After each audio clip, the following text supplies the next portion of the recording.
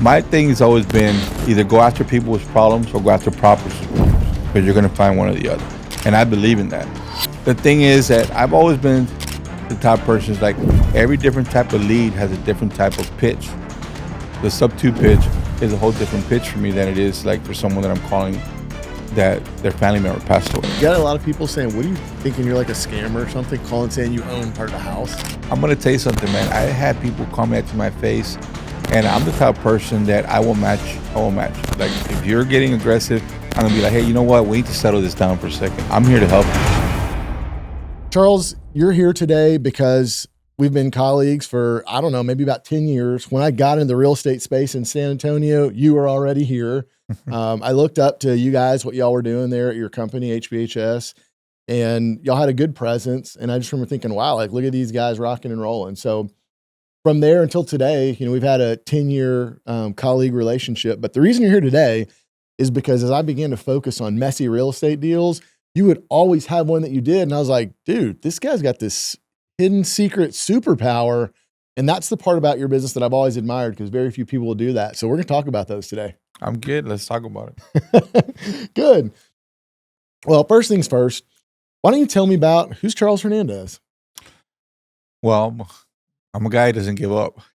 So no matter what's coming at me, I don't give up. I didn't actually start in real estate. I started in trouble. So like everybody else, you know, we all have a background, you know. What kind of trouble? You know, people always say I grew up really, really bad in, you know, bad neighborhoods and stuff. And people always say they're at the wrong place at the wrong time. I always say you're at the right place at the right time. Because if you wouldn't have been doing what you were doing, you wouldn't have got in trouble. So, you know, I ended up catching a case. It was a very serious case. And it was something, you know, whether I want to sit here and say I did or didn't, or what I did or didn't do. The bottom line is, you know, I ended up having to plead guilty to a pretty serious charge. I had no other way out. I was ignorant, had no education, no money. Did eight and a half years. At what age was this? It was right at 24 years old. Wow. So I was already doing entrepreneurial stuff, but not the right stuff. Yeah.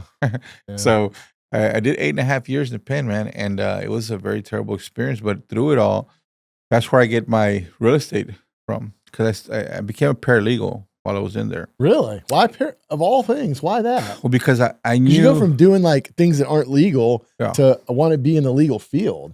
Yeah. That's like a 180. Yeah. I wasn't a dumb guy.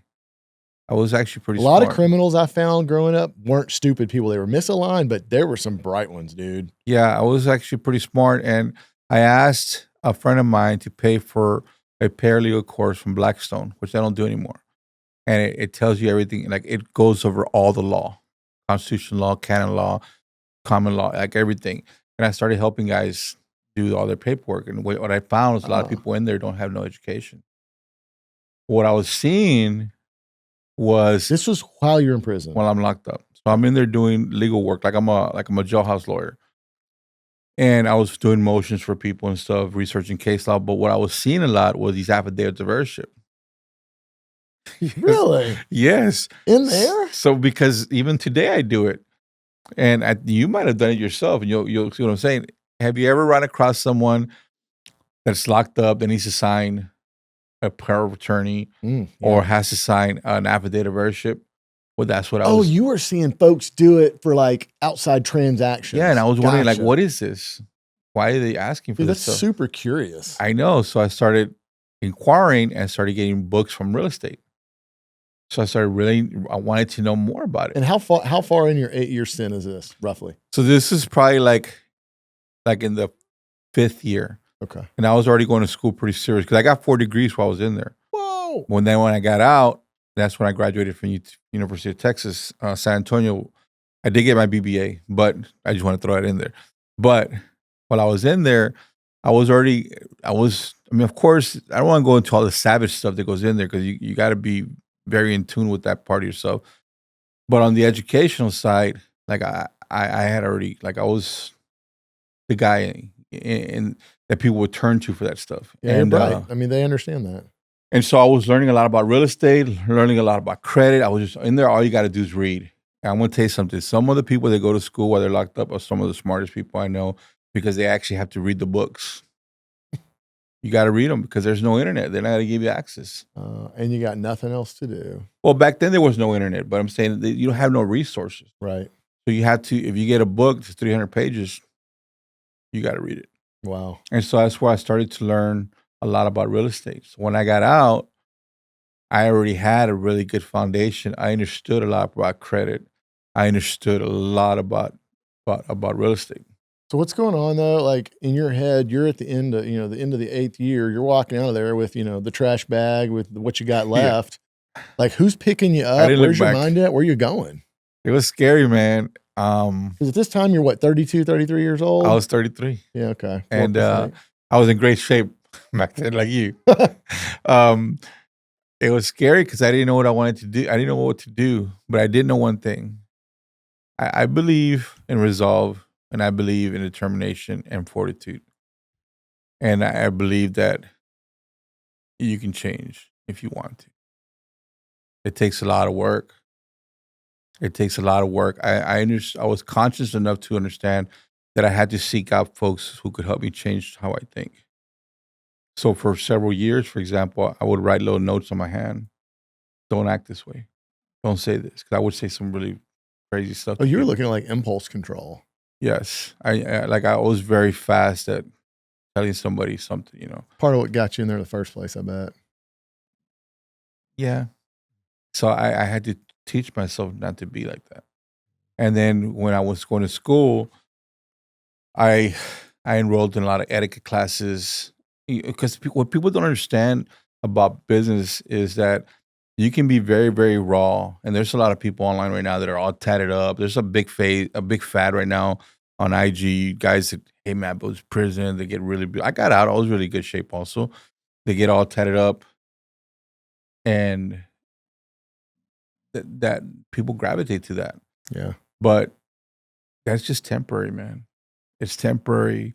You have to change how you think. It's also very youthful. Usually folks change the way they think over time. That's with maturity and age and the way the world works. You got to change how you think.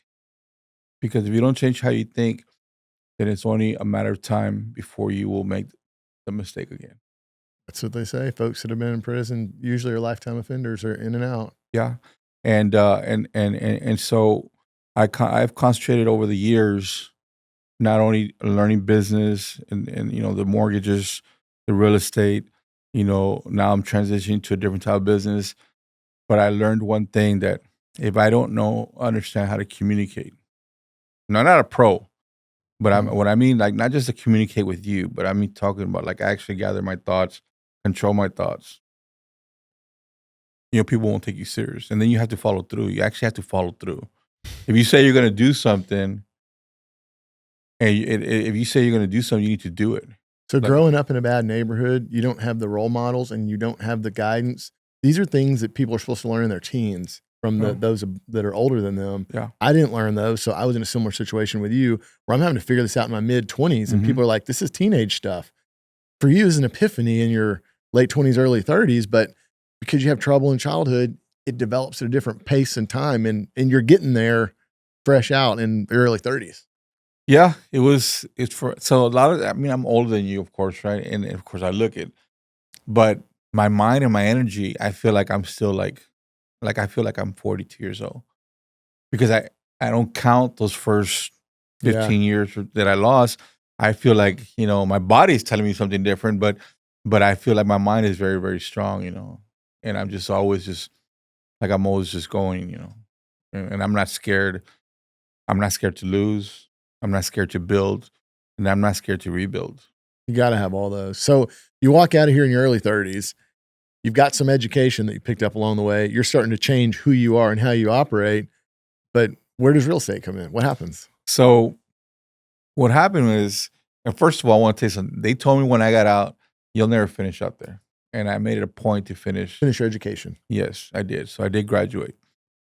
While I was getting into the mortgage business, what happened was, cliff note, I needed a job, so I went to work at Olive Garden, which I was the oldest guy there, right?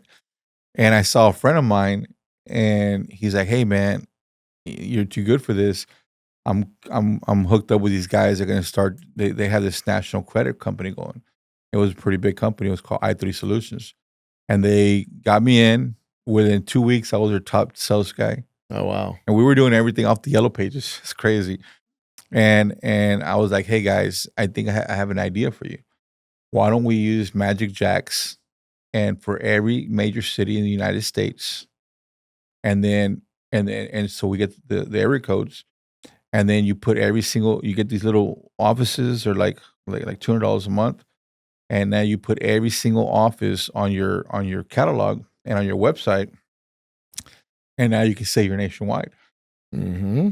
And they were like, that's a great idea. I'm like, I know. So they went nationwide, but it really wasn't nationwide. It was all run from Dallas. And so it gave the impression that they were nationwide and the business was good, man. I within 2 months out of being released, I was making like $12,000, $10,000 a month. Wow. And that was a lot of money back in 2002. And so it was just like, hey man, let's just go big. And we're doing very, very well. But back then you actually had to go talk to the people. So I was going and talking to mortgage companies. I was getting to know them, and I was watching what they were doing. And I was like, hey, can I help you with that? And my mom was thinking, I said, man, because I knew they were having trouble running DO, desktop underwriter, that's Fannie Mae, loan prospector with Freddie Mac. And then there was other systems like Calyx and Encompass and Genesis. They're very complicated CRMs, and people were having trouble. So I said, let me learn how to do this. And at night, I would be up late just practicing how to run the DO and the loan prospector. Before I knew it, I knew how to run it better than them. So I would go from different mortgage companies, and I would be like, look, I'll get the approvals for you guys. Pay me $200 an approval, $300 an approval. And back then, offices were packed with loans. It was like, we used to go, like, there's a building right here behind you.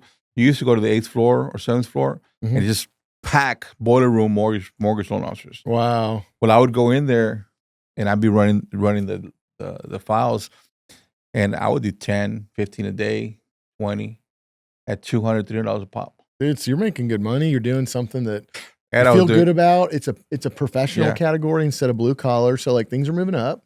Yeah. So then I got on with a company. They were like, hey man, can you just work here? We'll satisfy your need. And so I started to understand a lot more about clearing title. So a lot of times people they would get scared of the underwriters, but the underwriters back then were coming and doing meetings with loan officers. So I would go to those meetings and I would pay attention to what they were talking about when it comes to clearing title. And then I would go to the title meetings. So I was getting access. All the meetings that people were not wanting to go to, I was going to. They were boring. Yeah, they're super boring. But I like information. I always tell people, like, guys, this isn't like when we do an event, I'm like, guys, this is an event where you're going to get hype and excited. This is going to be some super boring, dry stuff. But this is what you need to make the money. So get pay some attention. coffee. And everybody wasn't going to those meetings because of that information. It's exactly. So dry. So I'm there, and I'm like, title meeting, I'm there. Underwriting meeting, I'm there. So anytime we were getting pushback, like I'm on the phone with HUD. They're like, what are you calling HUD? I'm like, yeah, I'm calling HUD. You're trying to fix the problem so you can get paid. Brother, I called HUD so many times, like some of those guys knew me. So then all of a sudden, in 2007, this is for a broker shop, a high-profile broker shop. A mortgage bank came in. It was called Home Loan USA. And they wanted to take over that broker shop. They wanted to make it a banker. But they were like, we want him. And I was like, they looked at that report and saw who was closing like a son of a gun, and I couldn't close loans, so I couldn't do loans because I had a felony. I couldn't get licensed. Now I passed a test like that, but I couldn't. They wanted me to get all this stuff. I never actually gave them all the stuff they wanted me to give them. They didn't say no to me. It was just too much to get, and I was already busy, so I was managing. I just knew how to run. I just knew how to run the systems better. Oh, so you skipped from the technical role to a management role of them, and you can be more effective across more people. Because I knew if I could get better than anybody else that was running the tools that would make them money, if I could put myself in that position, and it goes back to when I was locked up. If I could put myself in a position to be an asset to everybody, and I don't have to fight all the time. You know what I'm saying? And so that's just my mentality. And so I was just better than anybody else around me. And they were like, we want him to run it. That's fascinating that you picked up title underwriting in that place. I've never heard anybody come into it like that. Yeah, that's how it happened. And I was like, no, you don't want me. They were like, yeah, we want you. They told a broker we want him to run it. And I was like, no. And so they took me to the side. They're like, look, man, we already know. And you know about me? They told me. Yeah. We know, but they had done a background check on everybody. And so before I knew it, I was the de facto branch manager for that office. And then another one came, and this one I signed. I signed a. I guess it's over. The NDA is over. And it's been 10 years, but I still don't want to say their name. But it was a pretty big mortgage bank. They're still around to this day. And they said, "Hey, can you run another office?" So the first office was like, I don't know, it was like 17 people. The second office was like 5 people, and then my original broker came back to me. He had become a real estate. He was a mortgage broker. Now today he's a real estate broker. But at the time, we were still doing mortgage loans. He was like, "Hey man, can you run this office?" It's like 10 people. So I'm like, I got this one, and this one, 3 offices. And they're all foreign to each other because they don't know each other. So I'm going from one office to another office to another office, doing one is a conventional loan. And at this point, you're out how long? So by this time it's 2007, and I've been out for like 5 years. Okay. And so I find myself running. You're starting to get confidence, some money in your bank account. You're getting your feet. And a lot of money. You've also gotten to the point where you know you're not going back to that life, because a lot of people, when they get out, they don't know how to earn outsized income, so they go back to the bad stuff because it's fast and easy and known. You've kind of broken out of that at this point. Yeah, well, just real quick, just clip on this thing. What happens is with a lot of people, whether they're in trouble or not in trouble, is that they're afraid to learn new stuff. And what you have to understand is that sometimes you have to spend the time or even the money to learn that new thing so you can continue to move forward. Yep. I've never been afraid of that, because I was kind of pushed into that all my life, There's something about your personality, no matter what happened in your life. If you didn't have a specific thread in you, you wouldn't have that aptitude, but you have that. So it means wherever you're at, you're going to get pretty good at it, whether it's bad stuff or good stuff, I believe. I don't know, man. I just live by the motto is like, leave it on the table, man. I'd hate to have regrets, I know I have regrets, like, damn, I wish I would have been there, but I don't want to be leaving one day and be like, man, I could have tried harder. So back in 2007, here I am, I'm running these 3 offices. I'm making great money. And then I submitted a conventional loan. It was called Ninja to a new bank. And it came back approved at a 560 credit score, no income, no assets, no employment. Was it 2007 you said? No income, no assets, no job verification. Yeah, this is at the height of the mortgage boom. Bro, they approved it at 100%. Oh my God. And I swear I told myself, I got scared. She's like a dancer. She got her 3rd house. I got scared. Yeah. Because you knew that it didn't make sense. Because I specialized in FHA and VA. I was overseeing those type of deals. And I was I was very into, like, I like information. So that's what I specialized. I would oversee those type of deals. I wasn't originating, but I would oversee them. So when I got 100% approval on a 560, no income, no assets, no job verification, I was like, what the F is going on? And sure enough, that next February, that's when we had the first rumblings of the crash. And then everybody got calm. And then I think it was September, October, where it really hit. Like, everybody was like, banks were closing. Now, we had loans closing where the lender was being shut down. And then by 2009, what a crazy long place. story short, I thought, I was making money. Everything shut down. Government got involved in the mortgage business. IRS froze my accounts. Your personal? Mm-hmm. What? I had about $3.2 million. I thought I was on top of the world. Well, you were. People don't understand this. So I filed bankruptcy, a 7. Oh, right. Were you a partner in that entity or an employee? Well, what happened is they were looking at everybody that was managing these type of, banks and stuff. And they were like, how did you, they do question. I mean, people come, it's real scary, because if you ever run into folks like this, like, you're going to know the difference between, like, you and people who come in suits with that type of authority. Like when you meet people with that type of authority, it's like it's not an easy thing. It's a little intimidating. And they were like, "We want you to prove how you made this money." Are you filing tax returns and stuff? Well, yeah, of course. But the thing is that there's how does a manager make that kind of money? Commission's crazy. I couldn't make commissions because I wasn't originating. Oh, So there's a variable pay scale or something? What? well, let's just say that I was real creative. I got a lot of marketing money. Got it. You got it? Okay. And So I so didn't realize that portion was there. I would say they're just looking at managers, but no, there's more to it than that. yeah, so Oh, they ran a background on people, I wonder too. I had 3 offices, remember? Mm-hmm. I ended up paying for almost 10 years. I owed almost a little over $900,000. And so a lot of times when we were running HPHS, and we'll get into that, is a lot of times people were like, "Hey Charles, how come you don't buy like a Lamborghini?" Or I said, first of all, it's not my style. But even if I could, I had a big nut to pay. And oh wow. so I was paying that a lot. So I've never been a showboater. So that wasn't my style regardless. But even if I didn't owe the money, I still wouldn't showboat it. But I had to pay back. Gosh. And that was another lesson for me. So the money that was earned, you had to pay that stuff back, or a big portion of it? Yeah. You still got to pay taxes. Oh, that was a tax bill on it. So they only took the money, but you got to pay taxes. Got it. Oh. And I had filed 7. I had filed 13 a year later. So, man, I was doing bad, man. So you're at a second low, so to speak, in your life. Yeah, it was bad. It was bad. Went to prison. You're out. You're doing things right, mostly right. You have a professional job. Things are working. And then that goes down. And this is right when the mortgage crash is happening. So all you know is real estate, and the real estate world has gone to hell. I was already doing real estate, but I was more on the financing side. Right. But the whole market's gone. It's gone. Homes, mortgages, everything. Insurance, I had a few houses that I had in trust. I lost those. And I had been working with real estate investors, but I wasn't doing the real estate. I was just getting a few homes. Got it. Back then, it wasn't called wholesaling. It wasn't called subject to.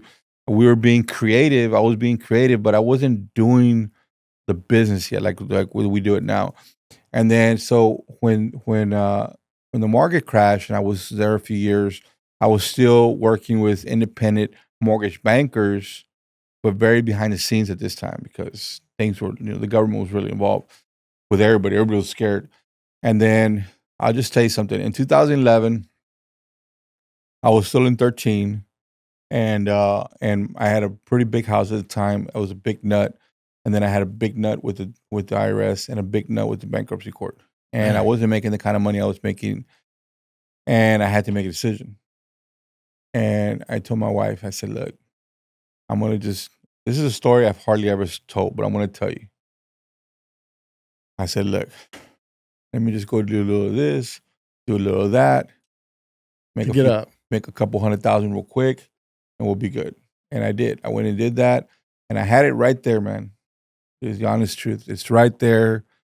I'm working it, and I was never a street guy I was more like moving around the country when I was young, when I was involved in that world. So I'm looking at this stuff, and I made a call. I said, "Hey, man, come pick this stuff up, man. Wow, you can have it." And I went from my last 35,000 or so to, I don't know, I had like $2,000 or something. And I gave it up. What caused you in that moment to make that decision? It was a very hard decision. Because that could have been the breakaway moment where it got you back ahead, possibly. Yeah, it was a very hard decision because I was thinking to myself, like, this is everything I got. This is all I got left. And you're putting it all in red, dude. Big bet. I gave it away because I realized one thing, Logan, that no matter how ruthless I had been, or all the stuff that I had been through in my life, I realized I wasn't that guy anymore.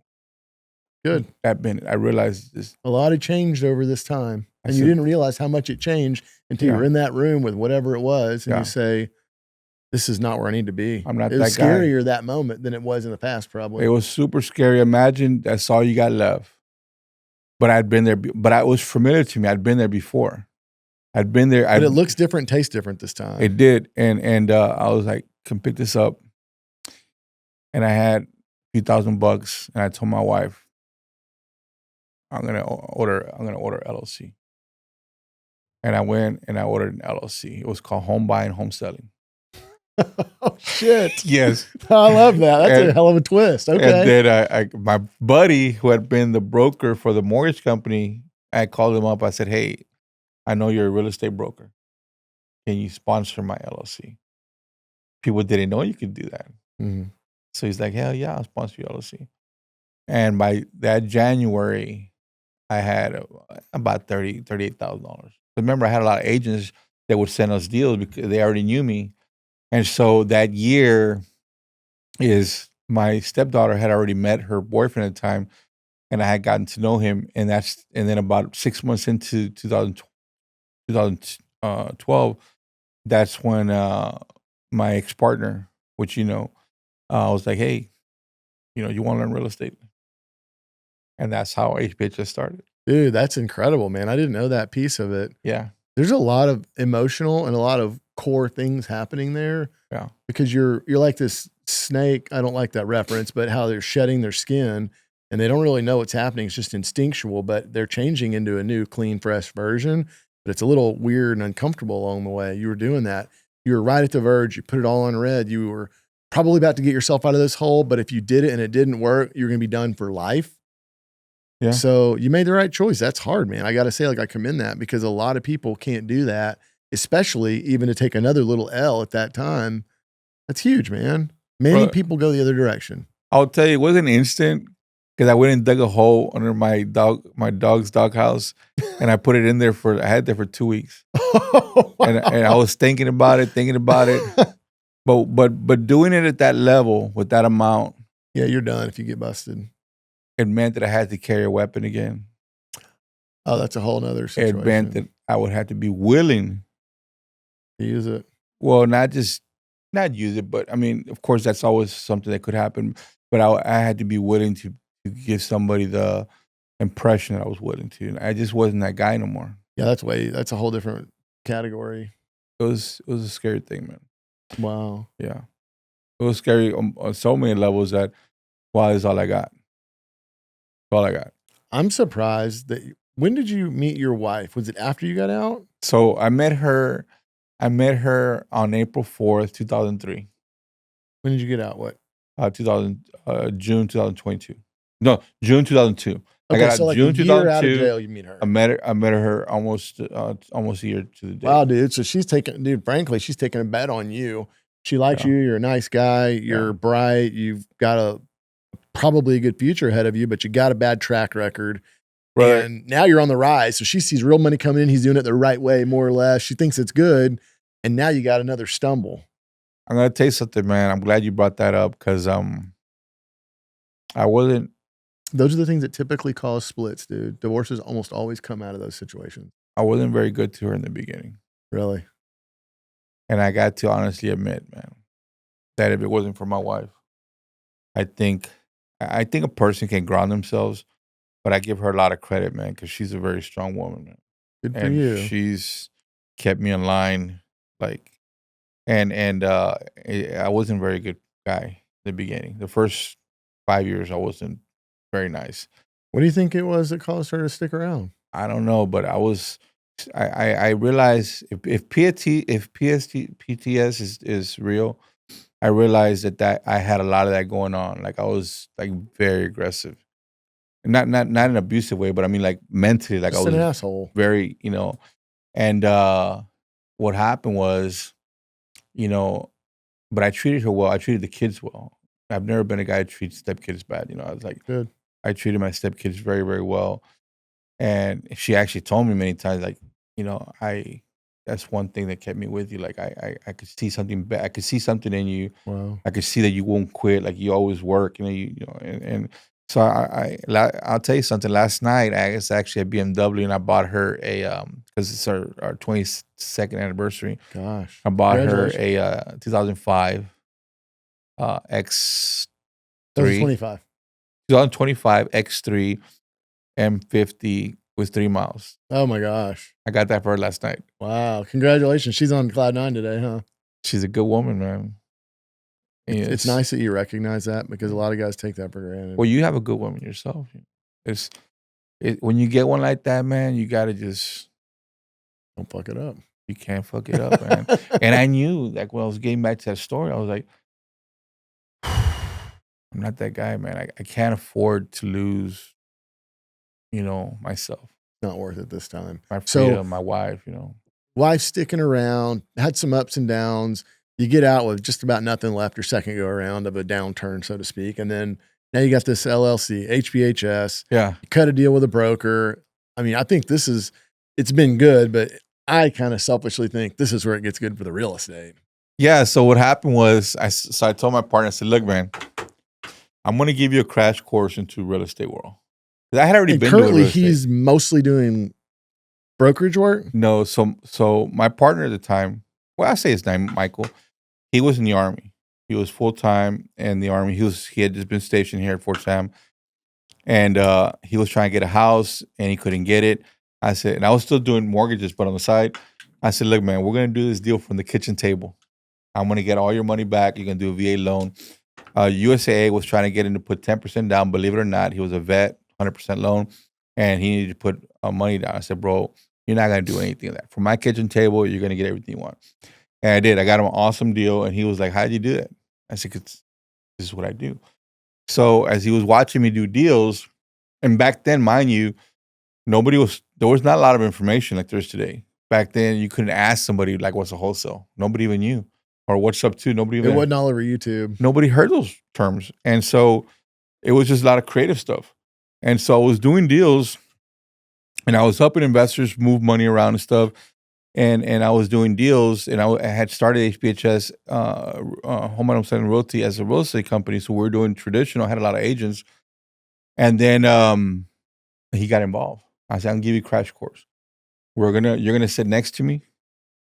And within 6 months, and sure it happened. I said, damn. Like, he had it. But he's a very smart guy, And we were going to events. I said, we're only here to you got to pay attention to what these guys are saying, because they're going to give you just enough, and what we don't know, we got to go figure out quick. And I'm going to tell you something. I don't want to say what company, because once we started, so I'll tell you what happened. So we're doing a lot of real estate, and I was doing creative stuff, but I didn't know he wanted to flip. He was making offers, and one day he came to me and said, "Hey, we got an offer accepted." I said, "Oh, that's cool." He goes, "No, we got an offer accepted." And I was like, and that was another crossroads. I was scared because I had lost those 7 houses in the crash. And I had to make a decision. Here's this young buck. And he's ready to go. And I didn't want to do it. I was afraid. But I said, all right, man, you know what?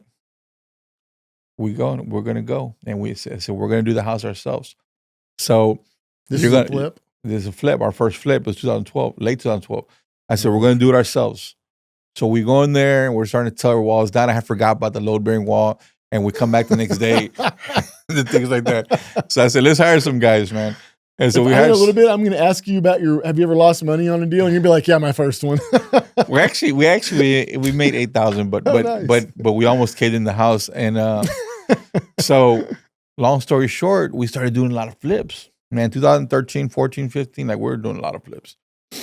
But in that time also, I was doing creative stuff. And we started hearing about wholesaling. And we're like, what is wholesaling? And there's a couple big companies here in town, but actually nationwide, they were doing a lot of wholesaling. Oh, yeah. And so what do? I think I always research. So I started to research them at night, researching what they buy, how they buy, and because nobody would tell you what was wholesaling. You said before we started talking earlier, I like to figure things out. And when I look at that thread, it goes through all of these parts of your life and your stories. I like to figure stuff out. Each time it was, let's go to this event, figure this out. I heard these guys doing it. Let's figure it out. You're sowing that the whole way. Yes, that's what I do. And so I figured out like, hey, these dudes are not, they're buying the house, but they're actually just getting it at a discount. And then they're selling the house, but they're buying it, but they're selling it real quick. They were doing double closings. And I was like, I think we could do that better. I didn't realize, one thing I've learned about going to all these events over the years is that people in different states, different areas will come to the same conclusion, usually the same conclusion, or a little slightly different, but you're doing the same thing. It's very weird. Mm. And I found this out. And so I was like, I thought we had invented something, but I didn't realize that other people had already, they figured it out. So we're like, we don't need to double close. We just sell the paper. And that's how wholesaling, you started flipping and then said, let me sell these contracts. It's less time, less risk, still really good money. So we creative. And they don't have load-bearing walls. Yeah. Creative, realty, flipping, wholesaling. And then wholesaling led to, hey, why don't we do so many subject twos? And so we're seeing everybody's competing for these sub twos. So by this time, we're doing a lot of wholesaling. And I'll tell you how we used to find our deals all the time, and if you want, but we were like, why don't we concentrate on the zero equity deals? Because people don't want that. Because we realized San Antonio's military city, USA, there's 4 to 5 active, all the bases here. And these guys were coming in, they were buying houses within 2 years, they were getting shipped out. They were just giving us the houses. They can't sell it. They can't sell it. Without coming to the table with money. Because they're competing with the builder on the street. Got it. And so they're just giving us the houses. Wow. And so we're like, why don't we start wrapping these properties? But you hadn't done wrap loans yet. That was a new thing. I had done them for other people, but I hadn't done them myself. Got it. So in 2013, 14, 15, we were like on a craze. We were getting so many deals, sometimes 10 or 12 subject twos, So at this time, where are your deals coming from? What? Like, are you working? Where are your deals coming from at this time? So at this time, it's just me and Michael. We're working 7 days a week. Are y'all working the phones yourself? It was different. So what people don't understand is we were every Saturday night, we were putting 100 banner signs out. Wow. So we would put every Saturday night for about 4 hours, we put the signs out. And then throughout the week, 4 times a week, we'd go and knock on doors. We try to do at least 20 doors a day. And at the same time as we're knocking on doors, we were driving for dollars. This is guerrilla marketing ground level. But we were everything was supposed to be efficient. Remember, both Mike and I were in the military. So everything we look at is from an efficient perspective, right? And so we're trying to capitalize on all our time. So as we're driving for dollars, we're knocking on doors. At that time, at that juncture, you had more time than money. So the time is the resource you want to sacrifice. Exactly. So as we were getting deals back then, a lot of people weren't really in the business. Like today, even the public knows what wholesaling is. Mm-hmm. So I think that's what really hurts people, like the public know. But back then, people didn't know. So we're all over Beacon Hill, Alta Vista, a Monticello Park, and we're getting deals that are paying $40,000 to $50,000 a pop. Great deals. Just knocking on doors.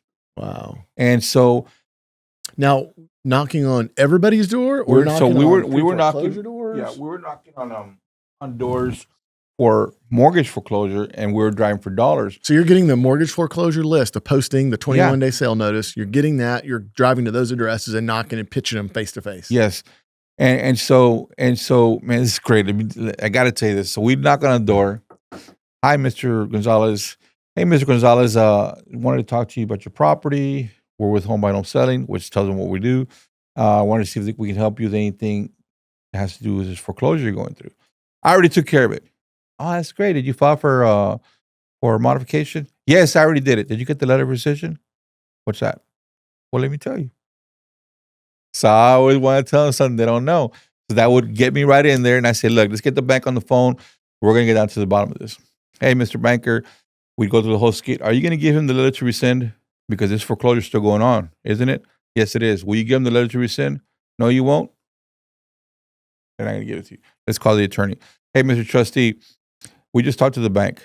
You guys are still foreclosing? Oh, you are? Well, they're doing a modification. So are you guys going to stop the foreclosure? Oh, you need the letter to rescind? And they're not giving me their rescind. But who's telling them that information? Is it me? Homeowner. And they're listening.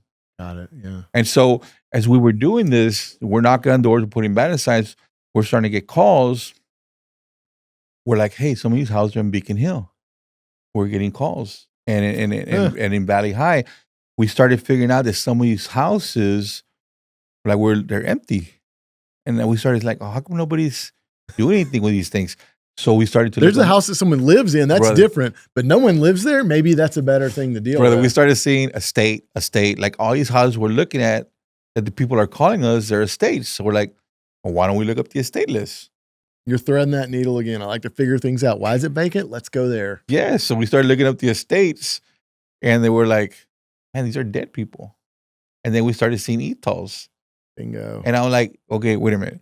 So if there's an estate that has a list pendens, that means somebody that died, family hasn't taken care of, they're certain not taking care of taxes. That's a problem. We go after properties with problems and we find the people who have problems. Now, that was one thing. The ETLs were like, wait a minute. If these people have a list pendens or tax foreclosure pending, but they already came together once to fix it, how come they're not taking care of business? They got a problem. And then we're looking at LLCs. We're like, wait a minute. If an LLC has a tax foreclosure pending or has a list pending because of taxes, they got a problem. You look it up, it's inactive. They can't contract. Dude, so now this is a new world. This isn't the wholesaling or the rent house model. This is vacant, abandoned houses. This is problems with ownership. This is entity problems. This is foreclosure. Now you're in this is all the distress. That's like the world. Matrix, dude. You're just like, what the hell's going on? Where am I? You just start seeing all this stuff, and it was just me and Mike at the time. And so we got access to, I don't want to say what program, but you know what program I'm talking about. It's very like, you can look up anything. And we started finding people quick, man. And so in that, I don't know, I recently got access to it again. I didn't have access to it for 4 years because we lost it. I let one person use it. One, dude. My suggestion, who anybody knows, if you have a product, if you have a program that lets you do everything that you can do to make massive amounts of money, do not give anybody access to that thing, dude, especially if it's a security thing. We lost access like 4 years ago and it completely, that's why we went to all this cold calling, and I hate that model. Yeah. I hate that. That's why we had to go to that, because before that it was just research. Information is one of the most important parts about this, because you know how to cut a deal, you understand the economics of something, but if you can't get to the people, get the information, you're kind of missing that last dot connection. Brother, it got so, we learned how to use that program so good that we would click on somebody's phone number and we were able to see the last 5 or 6 people they called. Oh, wow. Yes, I don't know if you know you could do that. I had no idea. You can click on their number and it will show you the last 5 or 6 people they called. That's crazy. I didn't know. And then you call them like, hey, how you doing? Wow. So if no one's answering there. Okay, so your process then, now you're having lead sources from different places. So you have bandit signs, that's inbound calls. You're pulling the pre-foreclosure list. You're driving for dollars for specifically the abandoned houses. We had to stop driving for dollars at this point. And how are you identifying the abandons at this point? Well, because as we were doing the bandit signs, it was taking us, and we were driving for dollars, and we were looking for nice houses. So we were driving for dollars. We're like, man, we're never going to get these nice houses. Right.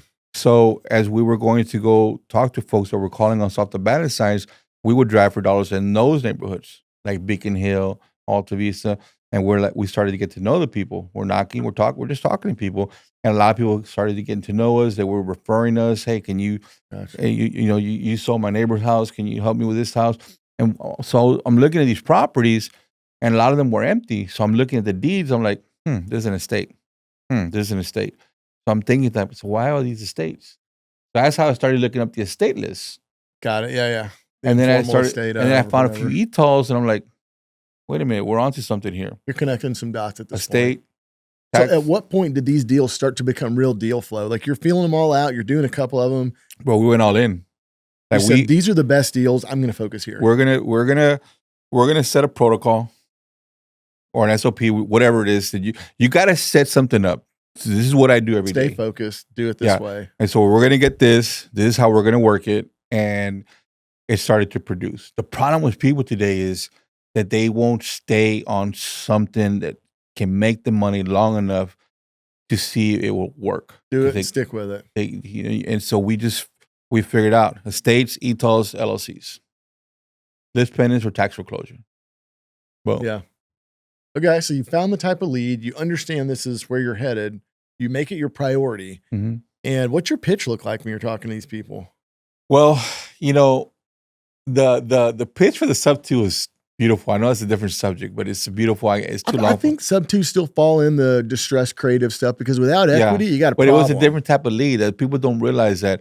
You see, my thing has always been, and I heard somebody say this, so it's not my quote. I know you know who it is, but either go after people with problems or go after properties with problems, because you're going to find one or the other. And I believe in that. The thing is that I've always been the type of person is like every different type of lead has a different type of pitch. The sub 2 pitch is a whole different pitch for me than it is like for someone that I'm calling that their family member passed away. So if we were targeting folks that was an estate, I'm calling. A lot of times we're finding folks who didn't even know. I'm like, hello, may I speak to Mr. Fullmer? Hey, Mr. Fullmer, my name's Charles. I'm with Home Selling Solutions here in San Antonio. And the reason I'm calling is because I'm not sure if you know this, but you're actually an heir to a property has a list pendens, and my company works really, really hard to prevent the county from taking people's properties. And that's where we're at. And I wanted to talk to you about it. That's a very information-dense sentence. Yeah. But it's presented in a way that's not aggressive or harassing. Yeah. Inquisitive almost. So what I like to do with people is people have different methods. Mm-hmm. But what I like to do is see, I believe that anytime you call someone for something that you're going to benefit on, and they know you're going to benefit on it, I believe that right away the wall goes up. Absolutely. I'm not even going to call it a pitch. I'm going to say your opener is a very, it's a low hurdle. It's a very, what's the word I'm looking for? You're de-escalating the situation. We fight against the county to prevent them from taking people's properties. That's what I do. So now the focus is on the county. Right. They're the bad guys. Right. And if I'm doing sub 2, who's the bad guy? Right. My company focuses on preventing lenders from just taking over properties for folks that don't have the information. Yeah, so they're much more open to talk to you with that perspective. I felt like it definitely lowered their guard, because now they're like, okay, well, yeah, I'm interested. I'm listening. And so then we'd go into the whole. Did you get a lot of people saying, what are you thinking, you're like a scammer or something, calling saying you own part of a house?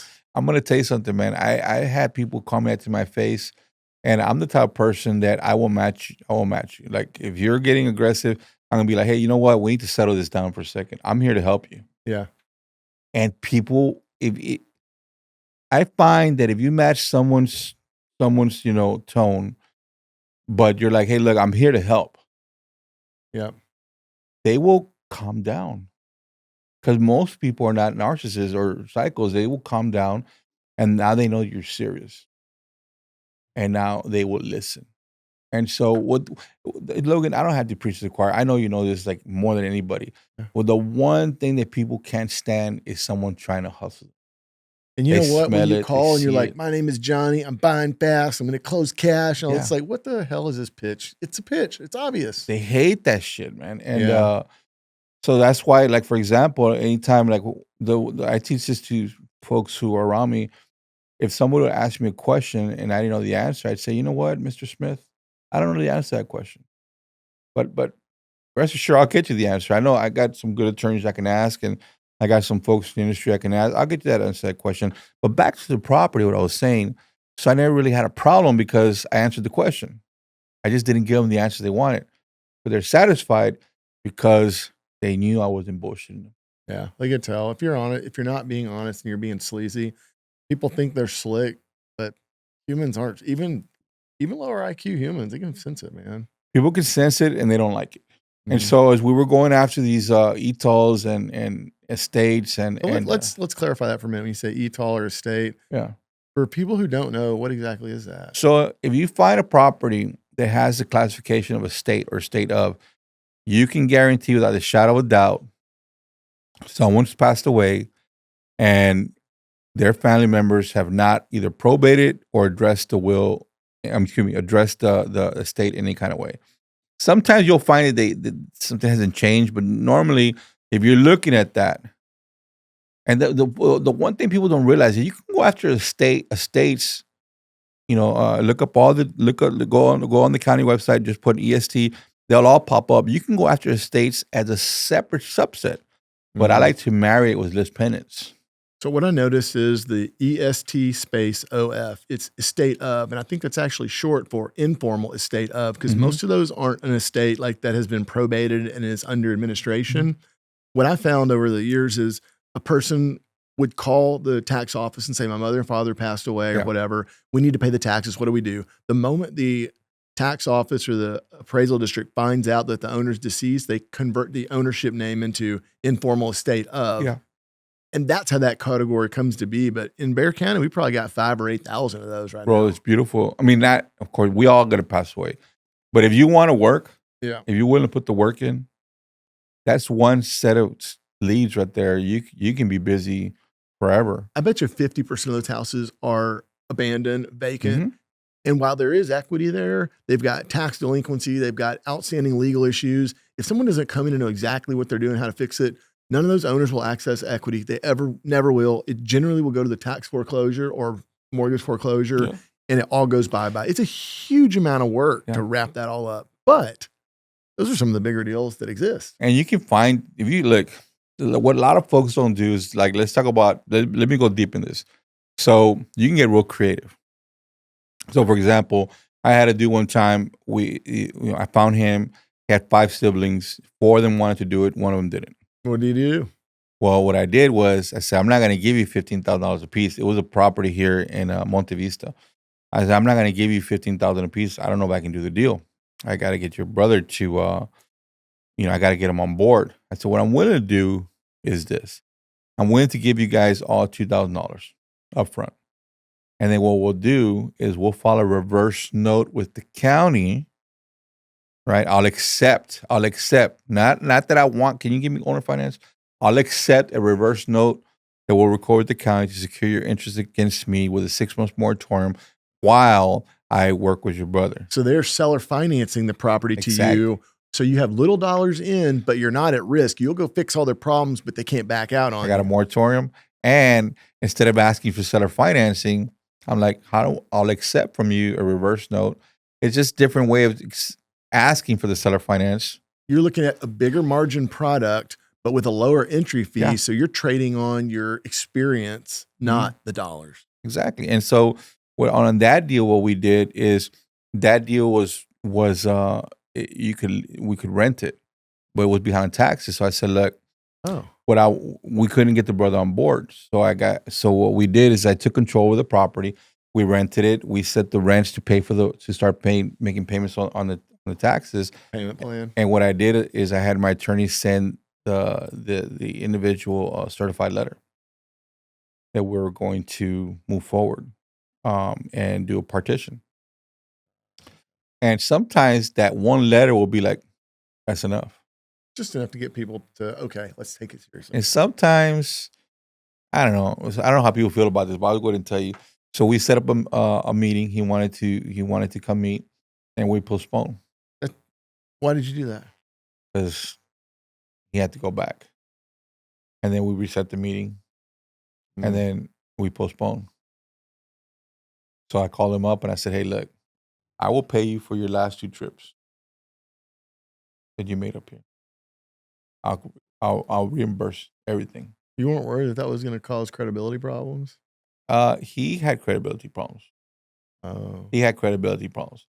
Bad credibility problems. I said, I'll pay you for your last 2 trips. How about you take this $15,000? Because I can do this all day long. I got possession.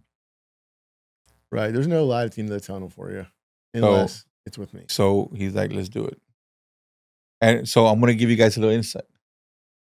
I was dealing with another guy who had inherited a property. His brother was a well-to-do guy in California.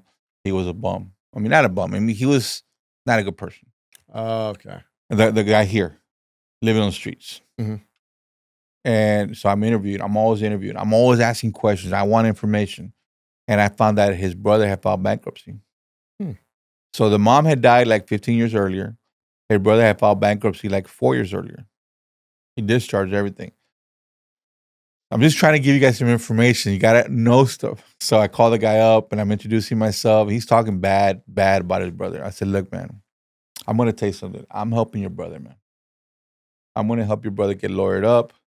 And I want to buy this property. And you're holding things up. It's not like you're going to get your fair share. I'm going to give you some information I think you need to be aware of. So you filed bankruptcy 4 years ago, right? What does that have to do with it? Hold on, man. Let me just explain something to you. You filed bankruptcy 4 years ago. And I don't think you disclosed to the federal court that you had an interest in this property. It's over $600,000. Because if you didn't disclose, that means you lied to the bankruptcy court. Now, can we do this deal, man? That became a leverage situation. He's being tough to deal with, but yeah, he said, let's figure out how to resolve this. Let's resolve it. The better it is for me, the better it is for you. So that's really interesting. It's definitely leverage is useful. You made a comment that I found out he was in bankruptcy, and you mentioned a couple times, I researched. Where are you getting all this information from? So there's a website. Man, I forget the name of it because I haven't done it in a while. I don't think it's called Propel. It's not Propel. It's Prosper or something. It has all the federal stuff on there. Oh, federal dockets. Is it federal docket? Well, that's what it is. I can't remember the site, but it's basically I don't remember the site either. I haven't used it in a while. But, sometimes, guys, when you're doing real estate, especially like if you're trying to do big deals, sometimes you have to learn. The reason I said what I said is sometimes you have to learn how to play the game. You have to learn how to find deals. You have to learn how to navigate people. You have to.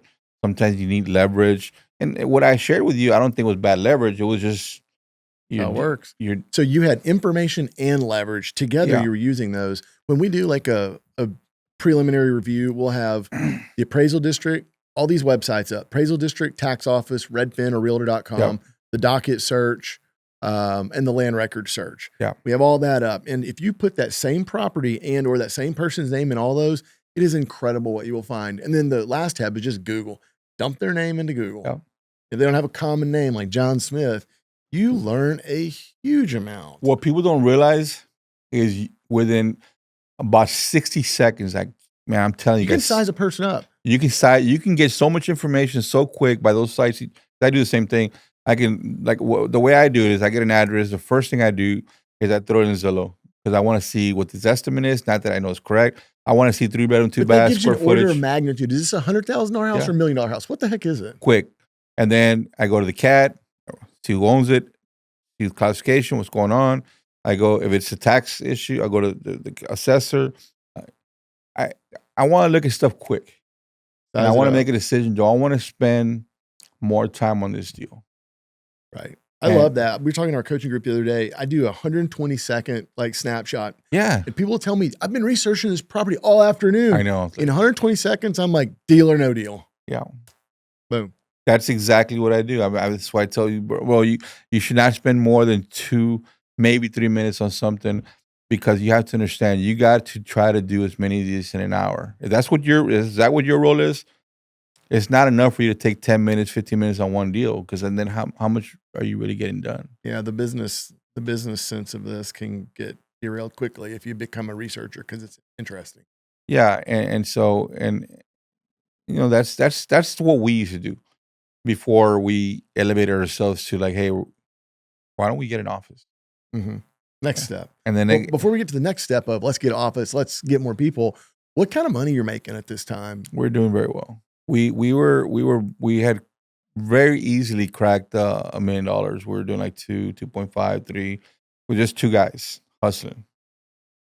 We're just hustling, man. And that's what, about 50 grand at a time, 30 to 60 grand at a time. Because some of our pops were at that time, the pops back then were averaging, 40, 60,000. Yeah, it's a lick. And that was 10 years ago with inflation. That's almost half of what it would be today. Yeah. $50,000 deal is nearly 100 grand today. Some deals we were cracking 70, 80, so yeah, y'all are killing it. We were doing very, very well. And you've assembled a model, an SOP, a business case now in your head and on the ground. Yeah. Your bank account supports it. But then what happens next? You say, okay, what is the next step here? Yeah, that's what happened. Because if a little bit is good, is more better. Yeah. And that's what happened. We were like, why don't we build a team? That's what we were talking about. And we're like, why don't we get an office? And it's so fast. It was like it boom, from one minute to the next. I think it was 2016. It was like May. We're like, why don't we get an office? By the end of June, we had an office. And we're set up. Moving fast. And it was we just You got money in your bank. Yeah. You know what you're doing. At this point, you got to add resources to it, and it grows quickly. Yeah. And you actually went to that office one time. Remember? I tried. Remember that? They got everybody together. And so we did a podcast there. Yeah, we did a podcast there. And I thought it was a great location, man. Yeah, I liked it also. And man, we had a lot of people in there, man. And we used to have so many people going in and out of that office because my philosophy was this: the more people I can show, this is before I was thinking about being a mentor or anything. I was like, the more people I can show this business to, in the scope of me doing the work, how many of those people are going to bring deals, and we can partner with these people. You're establishing yourself as an expert, and you're bringing the credibility to the forefront by leading by example. Yeah, I want to say, I'm not an arrogant guy, but I want to say there's a lot of people in San Antonio that went through HPHS. A lot. Man, you guys made a footprint. When I got here, when I started doing business and started to build relationships, I saw y'all's office there, all the people, y'all had uniform marketing, you had an established brand. I was like, wow. Like that made a mark. It mattered. Yeah, it was, we weren't at our pinnacle yet, but we felt like something was happening. And we were doing very, very well. By this time we were doing flips. We were portfolioing at a high level, sub-twos, creative financing. And it was just me and Mike really pulling the strings. I don't know if this is a good thing or a bad thing, but 2017 came and we're doing very well. And we had a lot of people. And I don't know what happened, man. The markets, everything started to change. A lot of information was being put out. And I think the public started to really understand what was going on. And that's what I think hurts people today, is that anybody that gets into this business today, you have to be better. You have to know your product. I tell people, if you don't understand real estate or mortgages or insurance or bankruptcy, you're going to be at a disadvantage because the people themselves know what wholesaling is. And if you don't have the right information, they're going to want to talk to somebody who does. And what I started to see in 2017 was that. I started to see there's a shift. So, that's when SMS came out and RVMs. And so we started to gravitate towards those stuff. We had a lot of people. And if I had to do it all over again, I don't think I would have embraced those systems. Why? Because well, hold on. So I think what happened there is San Antonio was a tertiary market. Nobody cared about it. Yeah. In that time, we were so affordable and could get great returns on every type of investing. People flooded from all over the place. So market was maturing. Now you started to have all these platforms. They were selling shovels to the gold miners, basically. We had all these products. The internet had great information. So the wholesaling as a business was maturing. Mm-hmm. The market we were in was maturing. So a lot happened in that time, I believe. Yeah, it's from 18 to about 2021. 20 was I think that's when 20 was not a good year for me, but I started to see a change. Mm-hmm. If I had to looking back, if I had to do it all over again, I would have focused more on what I was good at. What would you say you're good at? I'm really good at finding problems. So these type of deals, as opposed to the flip, to the notes, or the other as opposed to putting all my eggs in hey man, we're gonna run a boiler system, we're gonna run SMS, VAs, this, that, and I get it. Those tools are good if used correctly, and I've used a wide net. I've used those tools, but the problem with those tools, I think that that if you're doing just outbound, that's a lot of you got to have the right people on the other side that's going to do the work. You're depending on folks to do that work. And I personally don't think that, I don't know, man. I've been around for a long time. I think that if you can't, I don't believe in micromanaging, but if you can't, if I really can't tell that you're actually doing what you're doing. But what if you're sending me the same 15 leads that you're saying to somebody else? And what if I'm paying you? And so I guess what You I'm didn't trying have trust and confidence in the platforms and the way it was being delivered to y'all as a consumer. Whereas if you were doing the messy deals, you would be pulling it right out of the land records. I know what I'm getting no at. one's doing it this way. I know, like, Yeah. this is a deal. I And know what you also know the hurdles to that Yeah. are much higher where everybody else is getting this lead list, so you have less competition in that regard. Yeah, so that's why I like what you do. And now that I got access again, that's what I'm actually shifting everything back to what I was doing, Bread and butter, because baby. I know what to look for. I know where it's at. And the only thing that's going to set me up is, can I find what I need to find? You can. You've done it. You know how. Yeah. It's, in my opinion, it's about focus. In the last 10 years, mostly all we've done is distress real estate for a big part of our model. But there are times where we would look for leads this way and that way, and we changed models.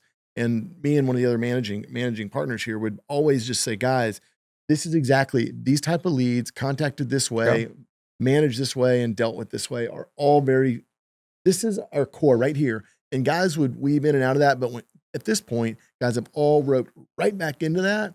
And it's as efficient as it ever could be. And the hurdles, the competition are still very low because the hurdles are still high. And it's because it's hard for people to wrap their mind around. You have to be a special type of dude in the sense like you. I know you do is like, man, I'll be up to 4 a.m. trying to figure something out that nobody else will. And then not everybody will do that. And so I'm not saying the new systems are bad, because I made a lot of money using those systems. But it lowers the hurdles for people to get into it, because you always like to figure stuff out. Yeah. You figure the stuff out that the others don't. When we're dealing with people, they haven't been pitched hardly by anybody about this. But when you call someone to wholesale their house, dude, they've gotten 15 calls this month. Everybody's calling them. They're getting mail. They're seeing it on PPC. They're getting, it's everywhere. And so I actually I'm actually shifting back to that system, because I want to run I want to run a more cost efficient. I don't want to be training 30, 40 people to be in my office anymore. That's so much work.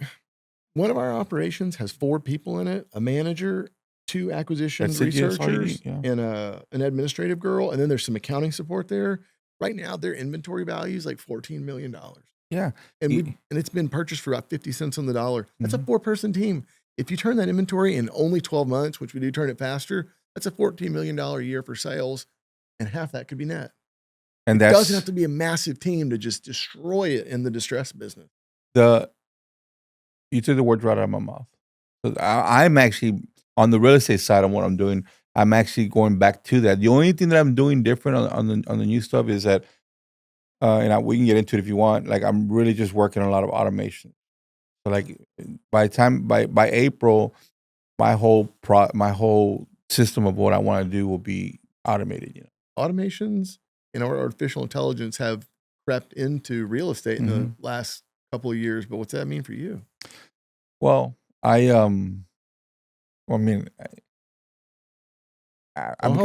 all out here. I've gotten very, very lucky. Well, let me just cliff note back to just before I let the cat out of the bag. HPHS did very, very well. We made a lot of money. We did a lot of good stuff for a lot of people. But at some point, I noticed we were sick. What does that mean? What I mean is, you've heard of the term diminishing returns? Oh, yeah. So you're making a lot of money, but at a diminishing rate. And the result you're getting is not directly proportional to the work you're putting in. It starts to trail off. Bro, I'm working like 18 hours a day. I'm working more than I had ever worked. We have so many people, Charles, this question, that question, this question. And it was a direct result of all these mammoth amount of leads that we had no control over, because, I want to sell. Maybe no. When we were doing it the other way, we knew like these people, the likelihood were to sell. And so, 2020 came, almost died. I was in the hospital almost 3 months. Oh my gosh. And when I got out, I wasn't running the company no more. My partner was primarily. Well, we always kind of ran it together. And we did wholesaling live twice. Oh, that's right, dude. That was one of the coolest real estate events I've ever been to. I'll never forget. You guys told us about it and said, we're going to have people calling and closing deals in the event. And I'm like, That doesn't work. No one's ever done that. Why? Don't take this disrespectfully. I was just Yeah. thinking, why do they think that's gonna work? I really thought that, and I thought, let's just go see. Do you know how many events I've seen since y'all did that copied that because it worked so well? Yeah. Man, y'all hit the nail on the head, dude. Like, So we did it twice, and it was very successful. Very successful, but and I love my ex partner. He's my son-in-law. But I don't know. Things sometimes they come to an end, and whether it was his fault or my fault or just the industry or whatever, it's just we had ran our course. And sometimes that happens. And 2000, so January 2024, we had just come off wholesaling live. It was very did that event? Those events are a huge amount of work. yeah. Was that part of what may have caused the split with y'all? Because it's a It was huge amount of effort, man. Like, it was a lot of stressful. stuff. The economy had changed. The Okay. the Business was slow for all of us a little bit. yeah. Then. A lot of the systems were like we had gotten real big on SMS. Mhm. We were doing thousands a day. Wow. So and then a lot of things were changing. He was going in a different direction. Meeting different people. I was more focused on building the educational platform, and we were just going in different directions. But I will tell you that. So January 2024, HPHS, the way we knew it came to an end. And I was right back there, man. I was right back there in front Right of back where? I was right back there in front of that judge, Oh, wondering why I was pleading guilty to something that, that's where I was at. That's where it took me. 20 And- years past that, and you're back. It's very Which sadly nostalgic. Actually, like 30 years. Oh. But my mind went right back there, and I was just like, God, again. Like, I was like, fuck, man. And I'll tell you a little story real quick. I don't know if you want to use this, but, my wife, she dressed up really nice, She asked me to meet her at J Prime, nice restaurant. So I went there, and she had a drink for me, and she was like, "What happened?" She was dressed real nice with her red bottom shoes and all that shit, You're like, what's going on? She's like, "What happened?" And I told her what, from my perspective, and she's like, "Hey, well, I didn't marry a pussy, so now go build it the way you wanted to." And I was like, "Okay, mind shift."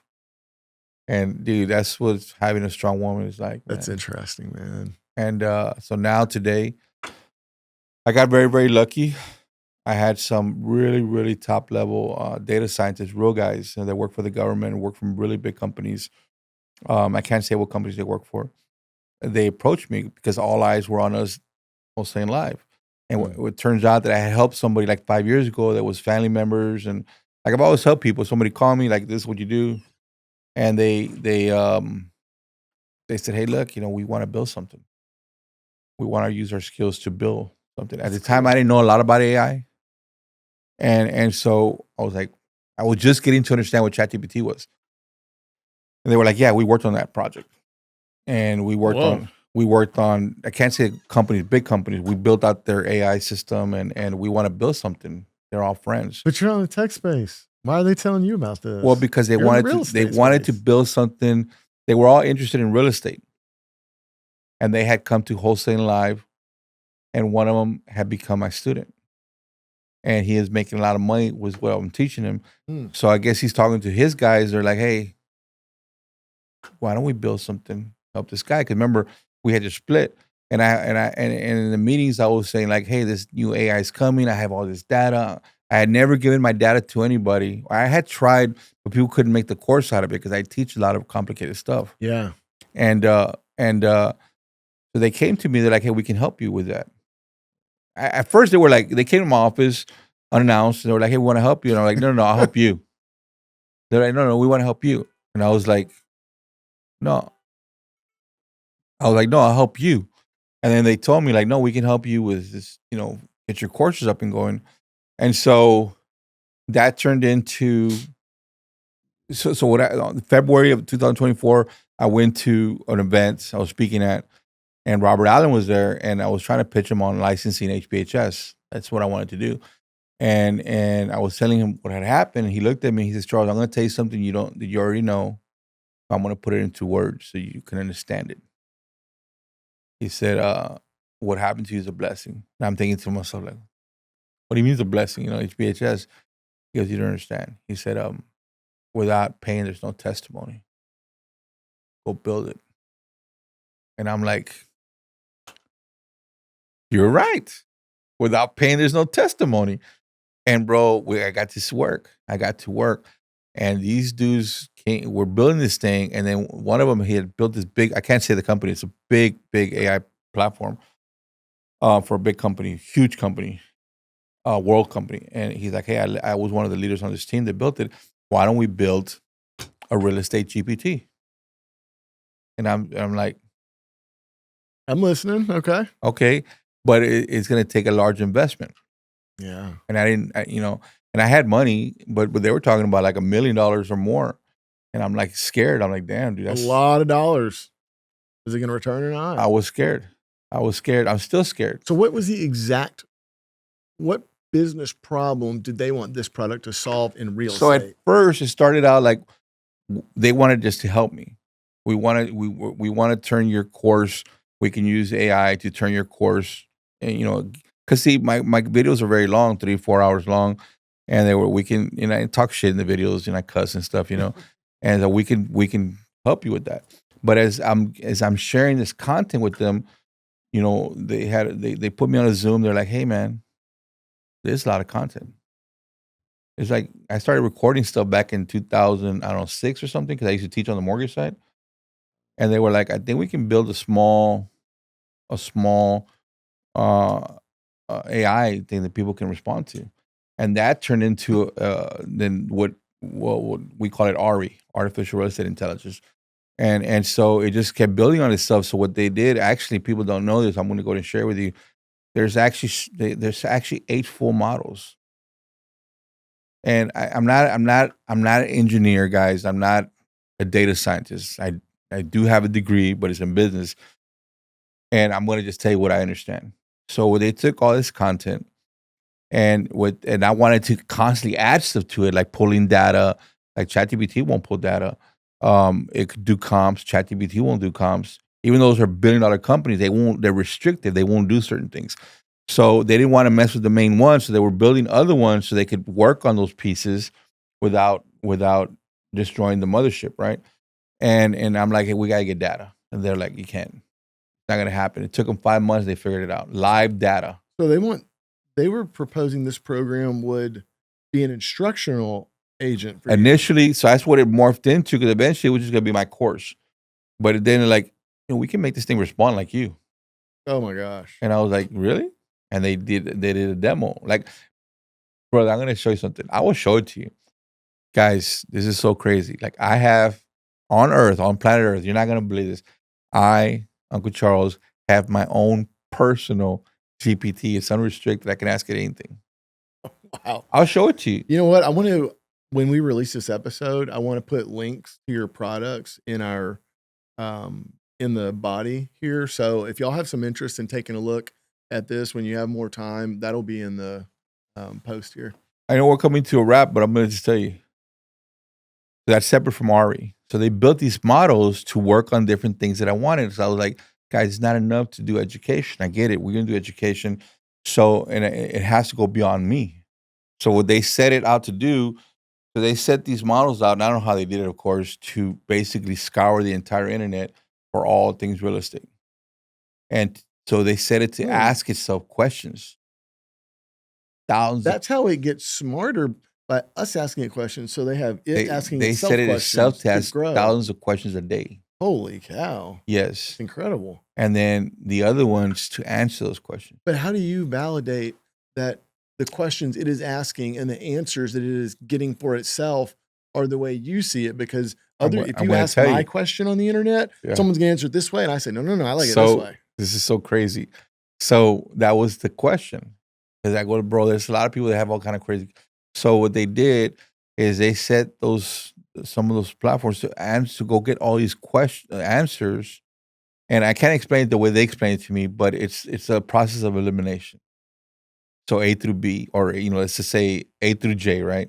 And what happens is the system can figure out which answers actually are not good answers for the particular question. And so Is that today, based on information you have given the platform about you in the past, and it's using that? so as a initially, guide? so like I have a lot of content that has to do with creative financing, Okay. up to reverse wholesaling, all type of title stuff that I cleared, and that was the initial foundation for like, let's just say you wanted to have somebody in the room, they don't know nothing about real estate, and all of a sudden, here's your foundation. That was just a foundation. I thought it was Whoa. super smart. I thought I was smart, but they took that and then just 100x'd it. And so, and they use certain Wow. websites. I can't remember the names. They're very common website, Who Not How, whatever, to ask itself questions and questions and questions and questions. So, and then the other ones were answering those questions, and they were doing a process of elimination to what actually makes sense and what doesn't. And they were able to set it up to actually find the answers. The most relevant answers. So as they push all this information they're doing, they're pushing it into RE, which at first I will tell you, I called it UCAI because I had a little bit of ego, Uh-huh. and I called it HPHS Labs. Let this thing stand alone on itself outside of you. Is that what you decided? What I realized was this thing is bigger than me. It's way smarter than me. Don't limit it by you. And I can't limit it by myself. And so I had to take on partners. So I had to bring on partners. They became partners. And so now it's ready. We're fixing to launch RE. I mean, I don't know how much traction we'll get, but what I will tell you is this. Imagine someone just starting. They don't know anything, but they have a question. Okay. You can go to ChatGPT. ChatGPT is $1 billion company, but it's not real estate specific. Right. RE is. RE is Uncle Charles's real estate specific answers. No, it's not Uncle Charles no more. It's way past me. I'm a subset of So that. then it used you as its initial. It was. I'm a pencil mark.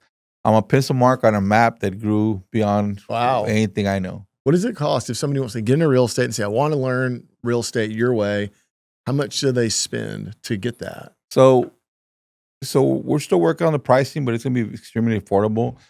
The platform's called RE. It's Artificial Real Estate Intelligence. It's a real estate GPT.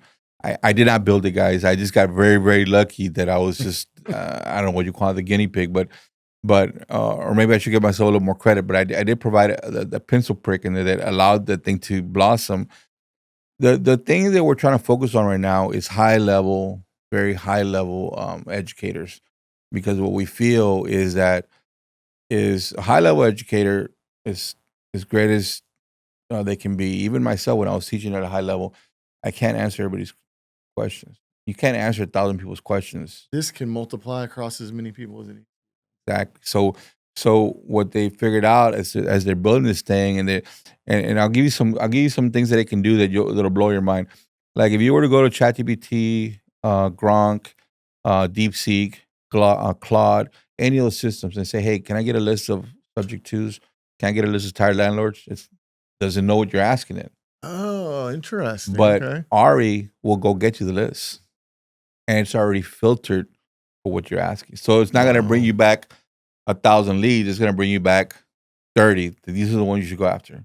And we have that set up. And it's very. And the other thing, it can right now it can comp within $10,000. Dude, that's a heck of an assistant for people in your office. I know. Outside of for education. So the other thing that as we're building it, or they were building it, what they figured out is, hey, we can clone any educator. So that means that if you take an educator that has all their content, and now those students can just ask him questions. Dude, you know what's so interesting? When folks ask me about, like, they want more information, how to get there, I say, dude, if you go to my YouTube, my Instagram, and start from the bottom and watch it all, I pretty much talk about all of it. Now they don't have to do that. They can get it from something that's done the work. The crazy thing about it is that these guys for a year set this thing up. So right now it has over 10 million entries, self entries. So it Wow. knows anything from entitlements to development to wholesaling to net sales to just anything you can think of. But and it'll do some SaaS work, and it'll do some stuff that the billion-dollar GPTs, believe it or not, guys, I know it might sound crazy what I'm telling you, but once we release, I dare anybody to try this. If you can go to any of the major billion-dollar AIs and say, "Hey, let me have a list of subject twos," it's not going to happen. But with us, it will happen. It'll give you the list. It'll give you the list. So let me have a list of properties in subject twos in Orlando. It'll give you the list, Wow. and it'll do it live. And there's no storing of information. And so it'll create contracts. It'll do all the stuff that the other ones will do because it's a true independent GPT. The beautiful thing is it's real estate specific. Yeah. And so once we launch, with God's help, When do you think that happened? it's going to be very, very soon. Remember I told you I'm never afraid to do anything? And all my life, it's been one thing to another Mhm. thing. When I was asked, it's like $1 million investment, man. Right now, it's That's more. a lot for something that you haven't perfectly figured out how to use and profit. It's actually a lot more than $1 million now. But I think every time in life, if I go full circle, you're going to be confronted by stuff, bad and good, and you have to make a decision. I was at the lowest part of my life. Again, I was like, again, HBHS was falling apart. Mm-hmm. Wholesaling Live 2024 was not going to happen. The educational platform we had built was going up in smoke. I had all these students that I had to teach. You've made commitments. Now you have to fulfill that, even though things are changing around. And I'm like, you want me to spend how much money? And you want me to focus on this thing? And so I did real estate last year, but not at the level that I'm used to. And I committed a year, more than a year now. And we're actually in the it'll never, I've learned a lot about tech today. I'm not an expert, of course, but I've learned that, you know, you can change the world if you just decide you want to change it. So I'm going to change my little section of the world. Wow, that's impressive. Yeah. We've had guys talk about building our own software and what things could look like and what it could do here in the office. And we've been frankly intimidated. It's a huge project. I know it's really expensive. There's so much that we don't know. We think about the end result, not all the things in the process, the inputs. Kyle, one of the guys here, was just hot on it about a year and a half ago. I said, man, there's a lot of smart people out there. Let's let people do this, and we'll have an opportunity to get involved when it's a lot cheaper and easier for us. But I was just intimidated because it was such a massive thing. Like, oh, I was too, man, but I don't know. I'll kind of end with this, or I don't know how much time we have, but I was sitting there. I was sitting there in my office. I have a home office also.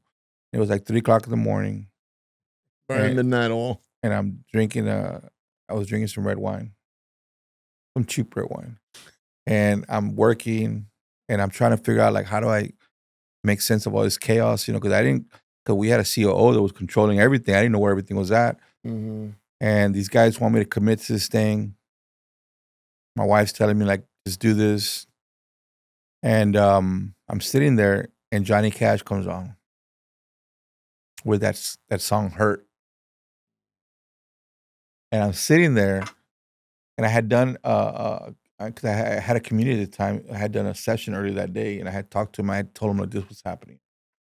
So I'm sitting there, and I've only cried 3 times since September 18th, 1995. Just 3 times. That night, they told me they were coming for me. I cried that night.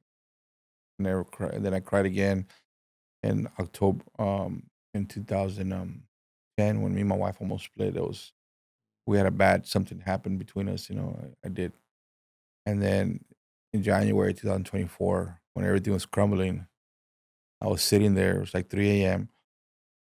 and I found myself crying. Wow, that means it's a very meaningful. And I'm just sitting there thinking to myself, like, why? Like I work so hard. Like, I'm, you know, I don't understand. And I get a call. It's crazy. At 3 a.m.? Yeah, I get a call from this lady, man, and she was one of my students, and she had heard me that day during that day, and she was going through something with her husband and her business, and so the phone rings. I'm like, the fuck. So I picked it up. I'm like, hey, you okay? Mind you, I'm kind of going through it, for about 2-3 minutes, and she said, hey, I couldn't sleep. This kind of message with me right now. She said I couldn't sleep. I had you on my mind, and I wanted to let you know that I know you can get through. Whoa. And I was like, Do people routinely call you at 3 a.m.? no, it was just out of the blue, man. Wow. It was crazy. And you have to remember, like, whenever I do my shows, people know I'm up to like 2 in the morning or something. But it was just like I'm just sitting there going through it, and I get this call, and I won't say her name, but she's a really awesome person. So my wife had told me this lady's calling me, and then of course Robert Allen tells me that, like, hey, without paying, there's no testimony. So I call these dudes up. All this had happened within like 2 weeks. I call these dudes up. I'm like, hey, let's go. I got the money. I've lost money before. These guys are like, he's in. Like, yeah. Yeah. Exciting. So I've lost money before, man. Hey, let's go. Go make it work. Wow. Yeah. Well, I'm excited to get to hear about this thing. You and I will spend some time next week taking a look at it. When something like this that's so big and so different becomes available, in your mind, you're like, this is clear. This is exceptionally clear what it is going to do for me and everybody else. But for a guy like me who hasn't lived it for the last year and a half, I say, wow, this sounds crazy. Now, okay, let's get this in focus. What? Yeah, I think So I'm excited to see what it is. yeah, it's gonna be pretty exciting. I actually have a handful, more than a handful of good people that I want to create more than affiliate. I want to create a quasi partnership with them because I believe they have the product and they have the do factor. I believe they have it. Like they can multiply this thing, and that's the problem that we had is we didn't know how to multiply what we were doing, so we turned to other things that eventually ended up killing us. Gotcha. Yeah. But now with technology the way it is, I really really believe this. I mean, in the next 2-3 years, in the next 2 years maybe, with everything that I've been exposed to behind the scenes by these guys and everything they show me, like, brother, everything's gonna change. Scale factor is so different with technology than it is with just a human workforce. I'll give you an example. This past Saturday, they're always making breakthroughs. This past Saturday, they were able to figure out how to extract all. I can't say the company, but it's a big one. You'll know which one I'm talking about. All the live FSBOs from the entire country. Wow. With the phone numbers. Think about that. How big that is. We have to order data. Most people order data. Right. And they order phone numbers. Yep. But what if you just had data with the numbers and you offered everybody, if you blast everybody on a because the thing is TCPA doesn't come into it's not a factor here because they already put their number on the internet. That's why it's there. Yeah. So now you send everybody an education, offer. You get data, you get information, you get guidance. Like the guidance, it all kind of wraps up. Instead of buying all these separate packages, it sounds like you got one. Now you send everybody SMS messages at 70%. Or 60% loan to value. You target all the ones that have been on the market for 100, 120 days. Wow. If you get one deal a month and you set all that you do all that, with automation, you get one deal a month. That one deal, let's just say hypothetically, makes you $20,000 or $15,000. Will that change your life? I believe it will. Boom. Especially if you can have, there are a lot of people that I deal with that are a firefighter or an engineer, and they want to do this. They see it, they believe in it.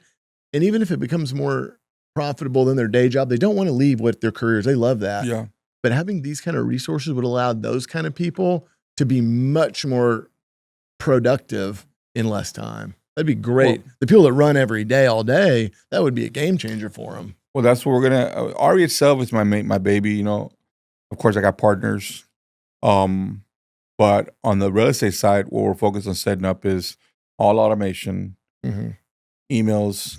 There's a way we're getting the emails, SMS. You're going to collapse a whole bunch of platforms. What happens is if people respond, when people respond, they're going to respond. The AI will respond to them. Set up a calendar date. The calendar date will go to whoever we pick. Now, let's just say hypothetically, it's you. Just use an example.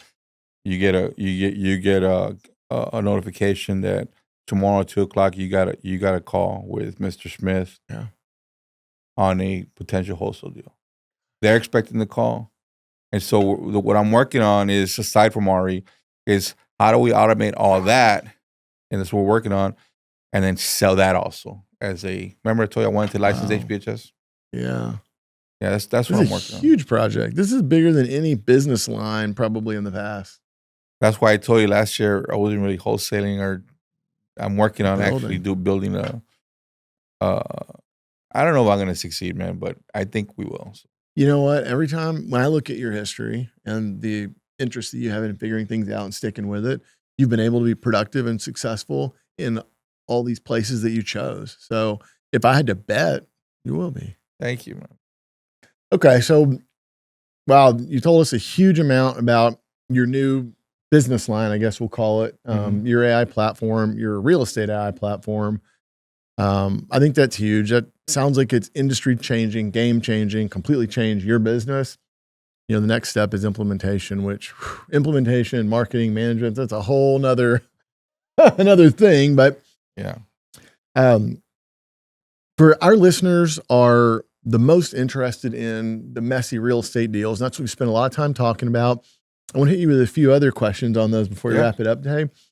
Would you tell me what's been your longest, nastiest, messy, distressed real estate deal? I've had quite a few, man. I've had quite a few. When you're in the game, you're inadvertently going to get into one that's a train wreck. And yeah. Of course, the airship deals sometimes can be real messy if somebody doesn't want to cooperate, or if you're trying to find an error that can't be found. A lot of people don't realize that. Do you mean when a person dies and many people are the owners, whether there's a will or not a will, you have lots of owners, some that can be messy, some not. But what if you got a deal where you can't find nobody? What do you do? So, and I'm not saying it works all the time, but this is really something that costs you $10, man. It's called archives.com. Archives.com. We will go hunt. We used to go hunt for people, and we were successful a few times, actually. We would go hunt for people, and we'd go all the way down to the census. People don't realize, I think up until about 1920, that's when they started doing birth certificates. Yeah. Before that, it was census, and they weren't really birth certificates.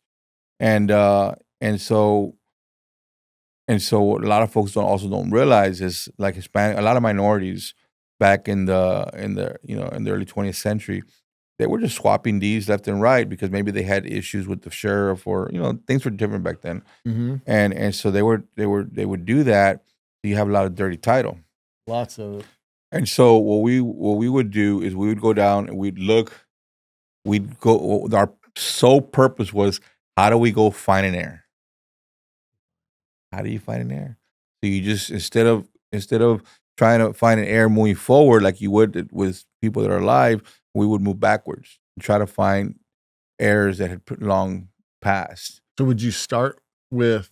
We'd start Google? with the main person, and then we'd go back and we'd go back in time, and we'd breadcrumb all the way back. What were the places that you would follow those breadcrumbs? Like you said, archives.com would be one place. Yeah. So for example, we'd use Ancestry also. Ancestry.com. Yeah. Okay. And so in the cliff notes, what I'm trying to say is, let's say I was trying to find Joe Gonzalez and can't find no errors. Whatever. And can't find nobody. But Joe Gonzalez was somebody's child. Yeah. So then we'd go and look him up on archives.com, and we'd find his mom and dad. So the limited information you would have is Joe Gonzalez lived in Tarrant County. Yeah. He lived during this time roughly. Yeah. He had a couple parents, maybe had some kids. Mm-hmm. You're starting with a very thin bit of information. So we'd use legacy.com. That's for Okay. obituaries. We use ancestry. We use archives. And we use that other program. I don't want to say that program, but we'd use that. And but before we had that, we would still find these people. The thing is, so we're going down, we're finding the parents, and then there's 2 branches there. So then we'd follow the mom's branch. Maybe we'd have to go all the way up to her sisters or her mom, or the same thing on this side. Mhm. And what happens is, what people don't realize is, somebody's related to somebody. Yeah. And we'd follow those branches until we found somebody that was alive. And then we'd call them up. Hi, may I speak to Robert Gonzalez? Hey, Robert. I got this thing, Robert. Bro, you're not going to believe this, man. Is that how you would start? Yeah, like, I'll be real. So that's one thing I tell me, be excited, man. Nobody wants to hear that. Hi, may I speak to? I say, hey, Robert, my name's Charles. I'm with Home Selling Solutions here in San Antonio. Man, I'm calling you about something that you probably have no idea about. I think you got money coming to you. Yeah. And now his guard is way down. Yeah. I think you got money coming to you. I think you got money coming to you, man. Let me give you my information right now. I'm going to text it to you right now. So that way he feels like, damn, I can look these people up right now. Credibility. And we'd explain it. And then we do the vesting. And we would find people. And so would you really just, you don't have to find everybody. You just find one. And so we did that. We used to do that. And when you find that one, then what's your next step? You cut a deal with them. You try to cut a deal with them. You start using them to connect to more. Yeah. We use it more to connect to more. Now, sometimes it was hard because, of how the affidavits are done, Mm-hmm. But for the most part, we only really, it was one time that we had to go all the way back to 1950 or something. But for the most part, they're one family member away, or 2 families. So we could always find So would you get title insurance on these deals? Yeah. We did one deal one time. This is crazy, man. We did one deal one time, and there was 9 heirs. There was 9 heirs. Mom had passed away, and she had passed away in 2007, and couldn't find nobody. They were all street people. Oh, okay. Yeah, so we were all street people, and so If you didn't go get this deal done, would it eventually go into the tax sale or the foreclosure? Oh, we had actually. So we knocked on the door, and they owed like $4,000, believe it or not. But they were like $3,000 for reinstatement. It was the mom's property. Her son was living there. He had 3 brothers who had died, and that's where the other 8 heirs came into play. Couldn't find nobody. They were just in the street. They were all criminals. You ready? I'm gonna give you guys a nugget. The big nugget, man. So I don't think there's websites there anymore, but you can still use other websites. We ran a background check on all of them, and we saw that they had criminal records, and in what cities. And then we saw that a few of them had probation. So what did I do? Call the probation officer. Hi, may I speak to the probation officer for John Gonzalez? Hey, sir, my name is Charles, and I'm working on a property. The reason I was calling because I believe you're the probation officer for John Gonzalez. You see where I'm going with this? Mm-hmm. And we're trying to reach him because, first of all, I think he might owe money to the state. Because he might have debts of the estate. And he has money coming to him. Bro, it was quick, man. 30 minutes, an hour. Damn, that's pretty cool. There were people calling me. And then we used them to find everybody else. See, the thing about most people equate skip tracing with like running data. But you don't have to find them all. You got to find 1 or 2, and they'll connect you a lot of times. Yeah. I call it breadcrumbing. Because remember, you're not asking people to help you find perfect strangers, your brother, your cousin, your neighbor. I call it breadcrumbing. And this is how I would do it. I've always done this, man. I'd say like, hey, you always want to catch that one good one. Yeah, the nice one who's easy to deal with and willing to share. Sometimes it's not, but the one they're all greedy. Everybody's greedy. Look, the world's made up of greed, you know what I'm saying? But it's like, look, man, if you can help us, we're going to hook you up. But you need to call your brother and tell him we got his money. I never ever ask anybody, how much do you want? I tried to, it's very hard to do this, but I So try you to, have a price point set out, and based on that price Brother. point, it divvies out this way and say, this is what we've allocated for all y'all. If y'all are on board, let's go. yeah, but my process is this. I never say, Logan, how much do you want for this property? Or how much will you take? I say, Logan, there's $3,000 on the table, man. Would you like the $3,000? Got it. It's a yes or no, not Yeah. let's And they were like, negotiate. well, I don't want to take it. That's fine. You don't need to take it. I got possession. That's fine. You want the money or not? So I never give the people the choice. Much different You know, I just tell them this is what it is. place to be. And this is all I'm willing to offer you. And so that's how we would it's called breadcrumbing, guys. At least that's what I call it. It's skip tracing the old fashioned way. You got to breadcrumb your way to it. Sometimes you use archives, sometimes you use obituaries, sometimes you use ancestry.com. Of course, today we have tools like LexisNexis, like, you know, or I won't say the other one because Yeah. you know the other one is, you know which one I'm talking about. But if you got tools, you can find people a lot faster, and you just really need to find one. And you find one, you will eventually find the others. And I'm always thinking like, well, hey, was he in trouble with the law? All right. Oh, yeah. Where else can I find information about him? A lot of folks, if they're not part of a very connected and professional Yeah. and above board community, there's less information about them.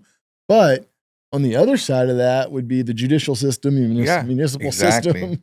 Judicial system, man. I'm gonna tell you something. People sometimes stop at the door. We had another deal in Atlanta, Texas. I'm gonna tell you a quick little story. It's crazy, man. Long story short, we had a deal. It's a lot that goes into it. Some of these stories are long, guys. It takes too long to explain. But we're trying to find this one guy, Mhm.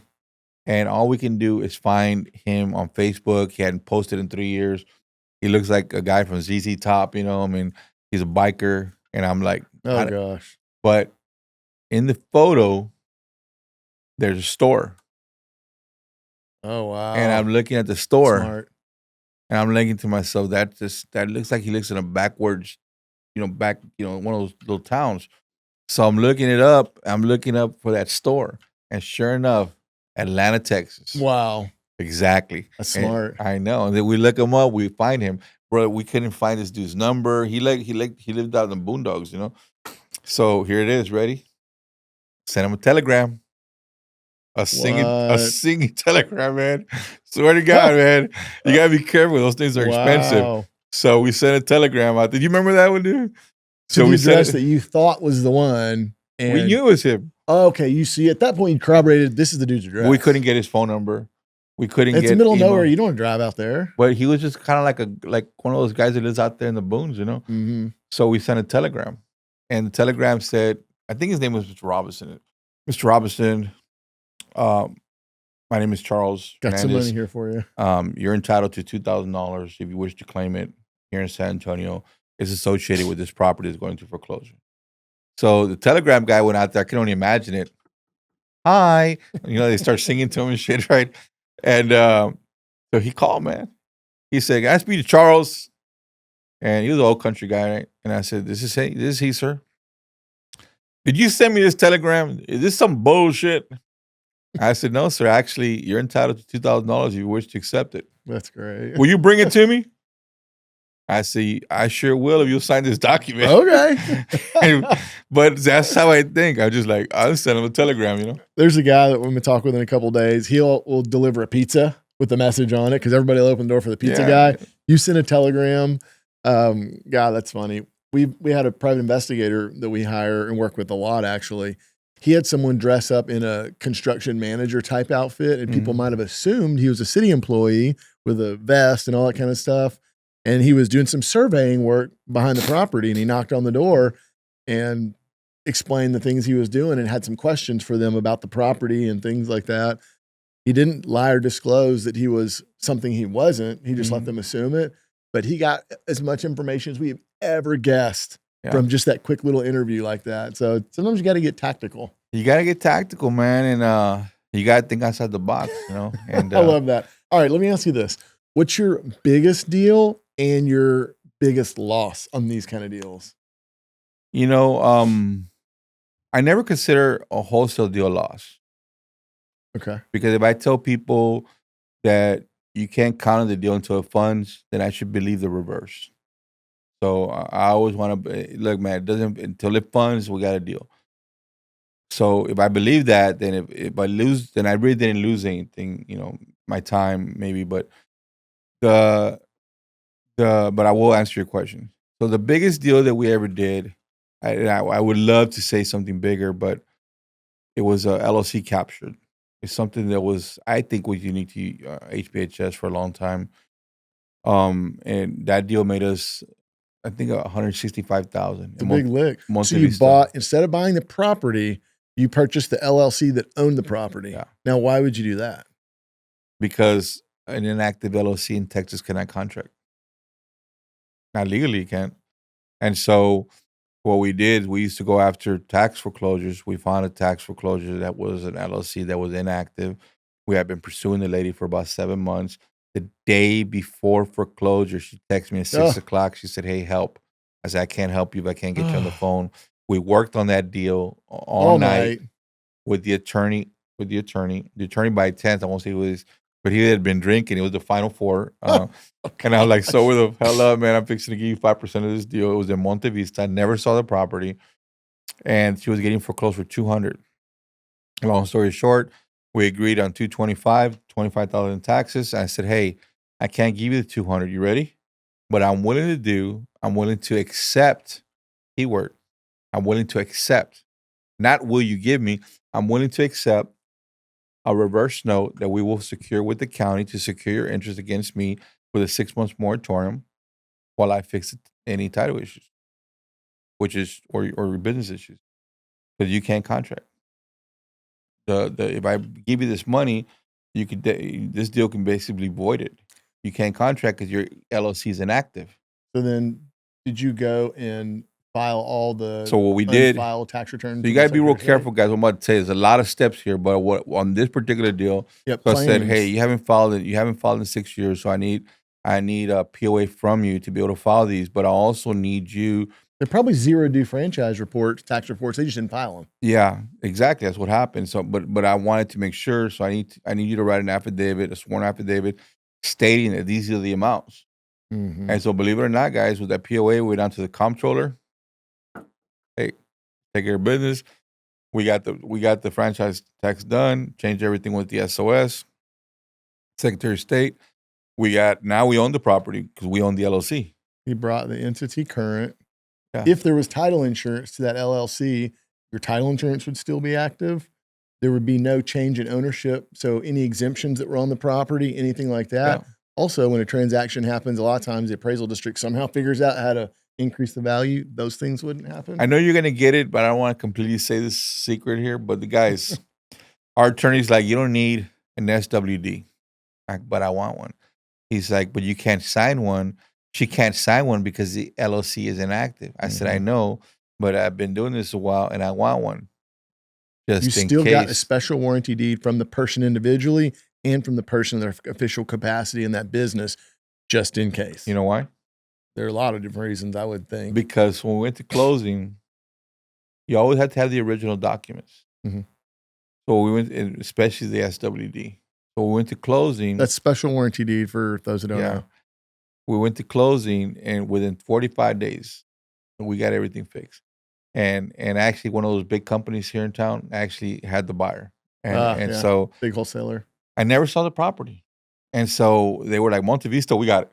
And so we're doing the deal, and she didn't want to come get her money. The title company wants her to sign. I'm like, "You don't need to sign. I own the company." The title company wanted her to sign just to be sure that she was told, she was aware, and there's no funny business. Yes. She didn't want to sign. You ready? But I don't want you to say this part because this part's private. You'll understand it. I don't want to tell the world, but this part's private, but you'll understand. So I called her up and I said, "Hey, we're closing on this deal. And your money's here if you choose to get it. Otherwise, it'll go to the state." So I took that original SWD I got with my attorney. I said, "Hey, you remember said I didn't need this?" "Yeah, I know it was inactive back then, but it's active today." There you go. You get it? Mm-hmm. Boom. Done. Closed. And The common thread among the deals you're telling me about that you've done is it goes right back to what you said. I like to figure things out. I couldn't have made it into law school or med school probably ever in my life, but I could figure things out. And that's a very common theme thread that I find with people that do this. It's that's the heart of who you are. Can figure things out. There is no book, there is no instruction manual, there's no SOP for doing the deal like you just said. Yeah. But what you did is you took that spirit of I can figure things out, and you would take it to the first hurdle and you would figure it out. And you don't know what hurdles, how big they are, how far apart they are. You don't know where they're coming, but you take that spirit with you to every one of those hurdles and you solve them and you figure it out and you get to the next one. And eventually you get over all those hurdles, and that's when you get paid. And I've heard you say this before. And the other beautiful thing that I've heard you say is that, guys, you don't need to know how to do everything. If you just know, you just give yourself the chance to, like, you know what, I need to research this myself for a second. But sometimes when you have to just look around, you're like, hey, Logan, I got this deal, man, but I'm having this issue. You don't know, you're one person away from an answer that you're having trouble with. Oh, the people, it's your relationships, the information. Exactly. And you fix one problem, then you deal with the second problem. And what most people, I think, they especially when it comes to creative or curative title, is they think that there's some course that they can just magically in their head. In my opinion, there never was until now. Mm-hmm. I'm going to give you the props now. You ready? Yeah. Guys, if you're watching this, there's never been a course. But I will bow down. And I mean this, because, guys, I believe in curative title and I believe in creative financing. But I've never seen anybody build this type of course. Everybody talks about the flashy stuff. Sub 2, wholesaling, creative financing, entitlements, this, that. But all that stuff needs curative title. That's a great point. And I don't think anybody's ever done it but you. I don't know many people that have focused so intently on a very small specific thing like this. Not even attorneys. I know a lot of good attorneys, but now they focus on the law. You know, that's an interesting thing. I remember explaining this to somebody a while back, and I drew a Venn diagram and said, you've got the title underwriters have to be satisfied. You have the judicial system, the attorneys, the judge have to be satisfied. And then you have the business case that has to be satisfied. And they all have different masters. They all work differently and they all look for different things. But if you draw a Venn diagram, label each one of those different places a circle, where we operate is in the middle. We have to solve all of those. Yep. It's a very tiny little place, but there's a lot of money in that little bitty place. Yep. And that's guys, if you choose to do it the way everybody is doing, and I've been guilty of that myself, but I don't know, man. I'm going back to the roots. I am going to use AI to automate a lot of the stuff, but I'm going back to the roots. I believe in the roots. Yeah. And I think that the money, if you're willing to put in the work, you can find the money in the deals where people need help. Right. That's what I believe. So, I agree with that. Yeah. Let me ask you a couple quick questions before we get out here today. If you were to tell somebody one thing that's interested in this business or might be already headed towards it, what kind of advice would you give for those people about this type of work?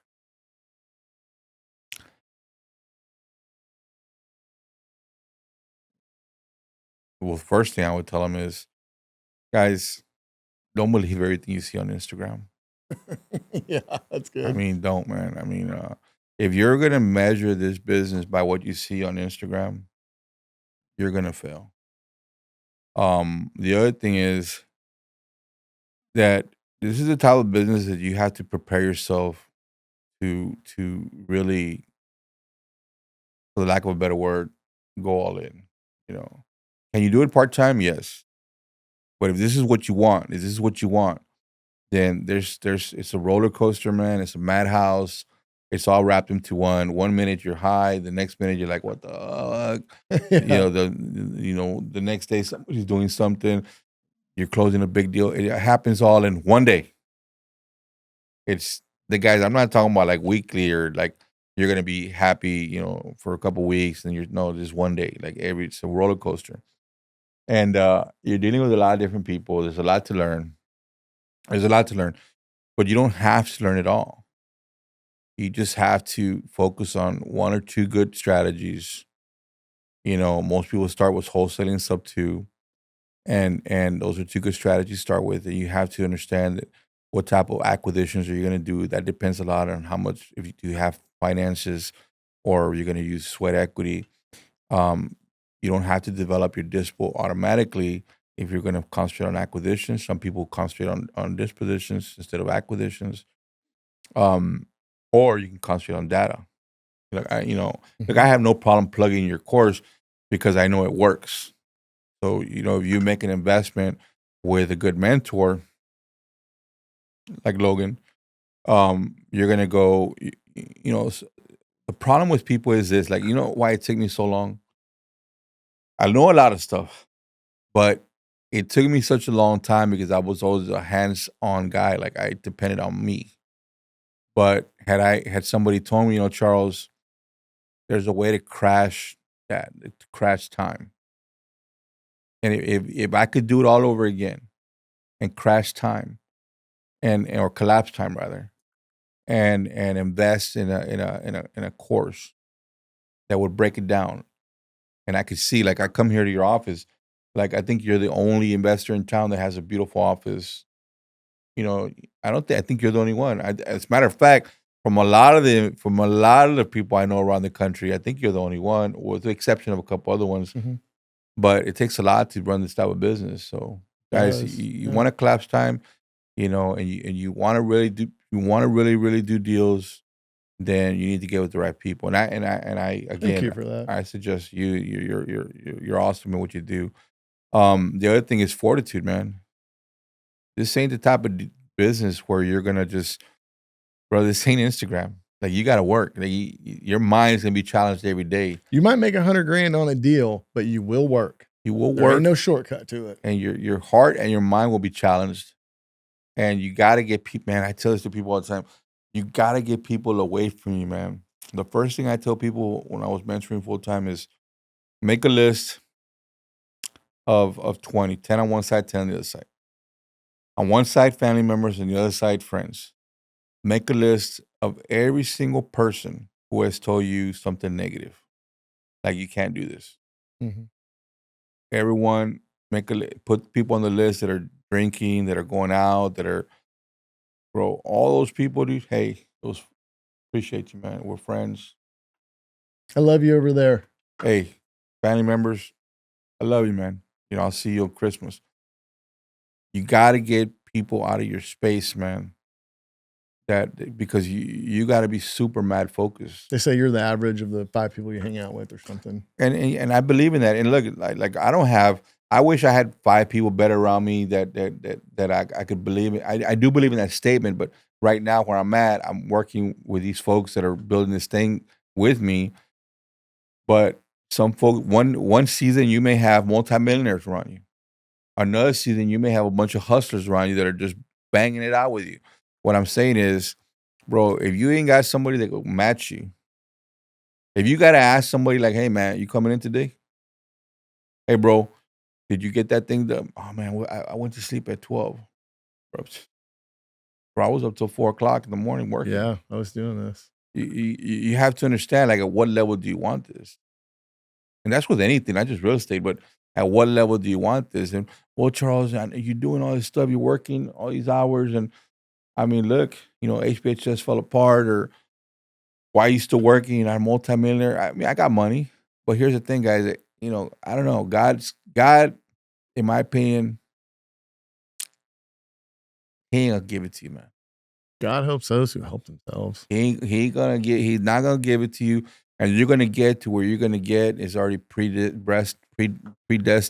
And the only thing that's gonna change that, in my opinion, is you gotta show the big guy that, hey, man, no matter what you throw at me, man, I got the heart. There's I'll a little take bit it. of self-will still there. Yeah. Yeah. So that's what I tell folks, man. You gotta be. Get the right people around you. Work hard. It ain't going to be given to you. Pick your right circle. and have integrity, man. What you do in the dark will come out to the light. I learned that shit. Cost me 8 years. Yeah. It was street stuff. It wasn't like business stuff. But what you do in the dark will come to the light. I like that. You know, if you'll like another thing, I'm gonna leave with this, guys. Is I know you'll appreciate this. I say this all the time, man. I believe it. I believe it. I believe it. I know I started out wrong, but I will tell you this, man. If you'll cheat on your wife, if you'll cheat on your friends, if you cheat in anything that you do, you'll cheat on me. So get away from me. I agree, 100%. Unfortunately, I have to admit that when I was in my 20s, I don't know that I would see it the same way. But as I've gotten older, married, have a family, have business partners I'm loyal to, when I find those lifestyles are around people, I stay away from it. No dice. No dice, man. Yeah. And that's how you get to where you want to get. All right, Charles, it's been a blast. Will you please tell everybody out there how they can find you when they want to learn about your new project, about your ongoing business, and get a hold of you? Thank you. Thank you. Of course, you can find me on any of the social media platforms. It's Real Uncle Charles. So, you know, real, like anything real. So Real Uncle Charles, because there is some fake ones out there. I haven't been doing a lot of social media the last year because I was focused on building REI Labs. Of course, I didn't develop it or build it myself. I consulted and provided a lot of the initial information and a lot of the financing. But it's fixing to come out here very shortly. We're hoping that we can, you know, if not change, make some changes, help out a lot of folks. And that's primarily what my focus is right now, launching REI Labs. Love it. Y'all go find Uncle Charles. There's more where that came from. He's got a whole lot more coming. So thanks so much for being here today. I appreciate it. It's always a pleasure. Thank you, man. Appreciate you, bro. My commitment to you is to deliver the most interesting, messy, and profitable real estate deals on earth. And in exchange for that, I only ask that you subscribe to this podcast and share it with a friend who can benefit.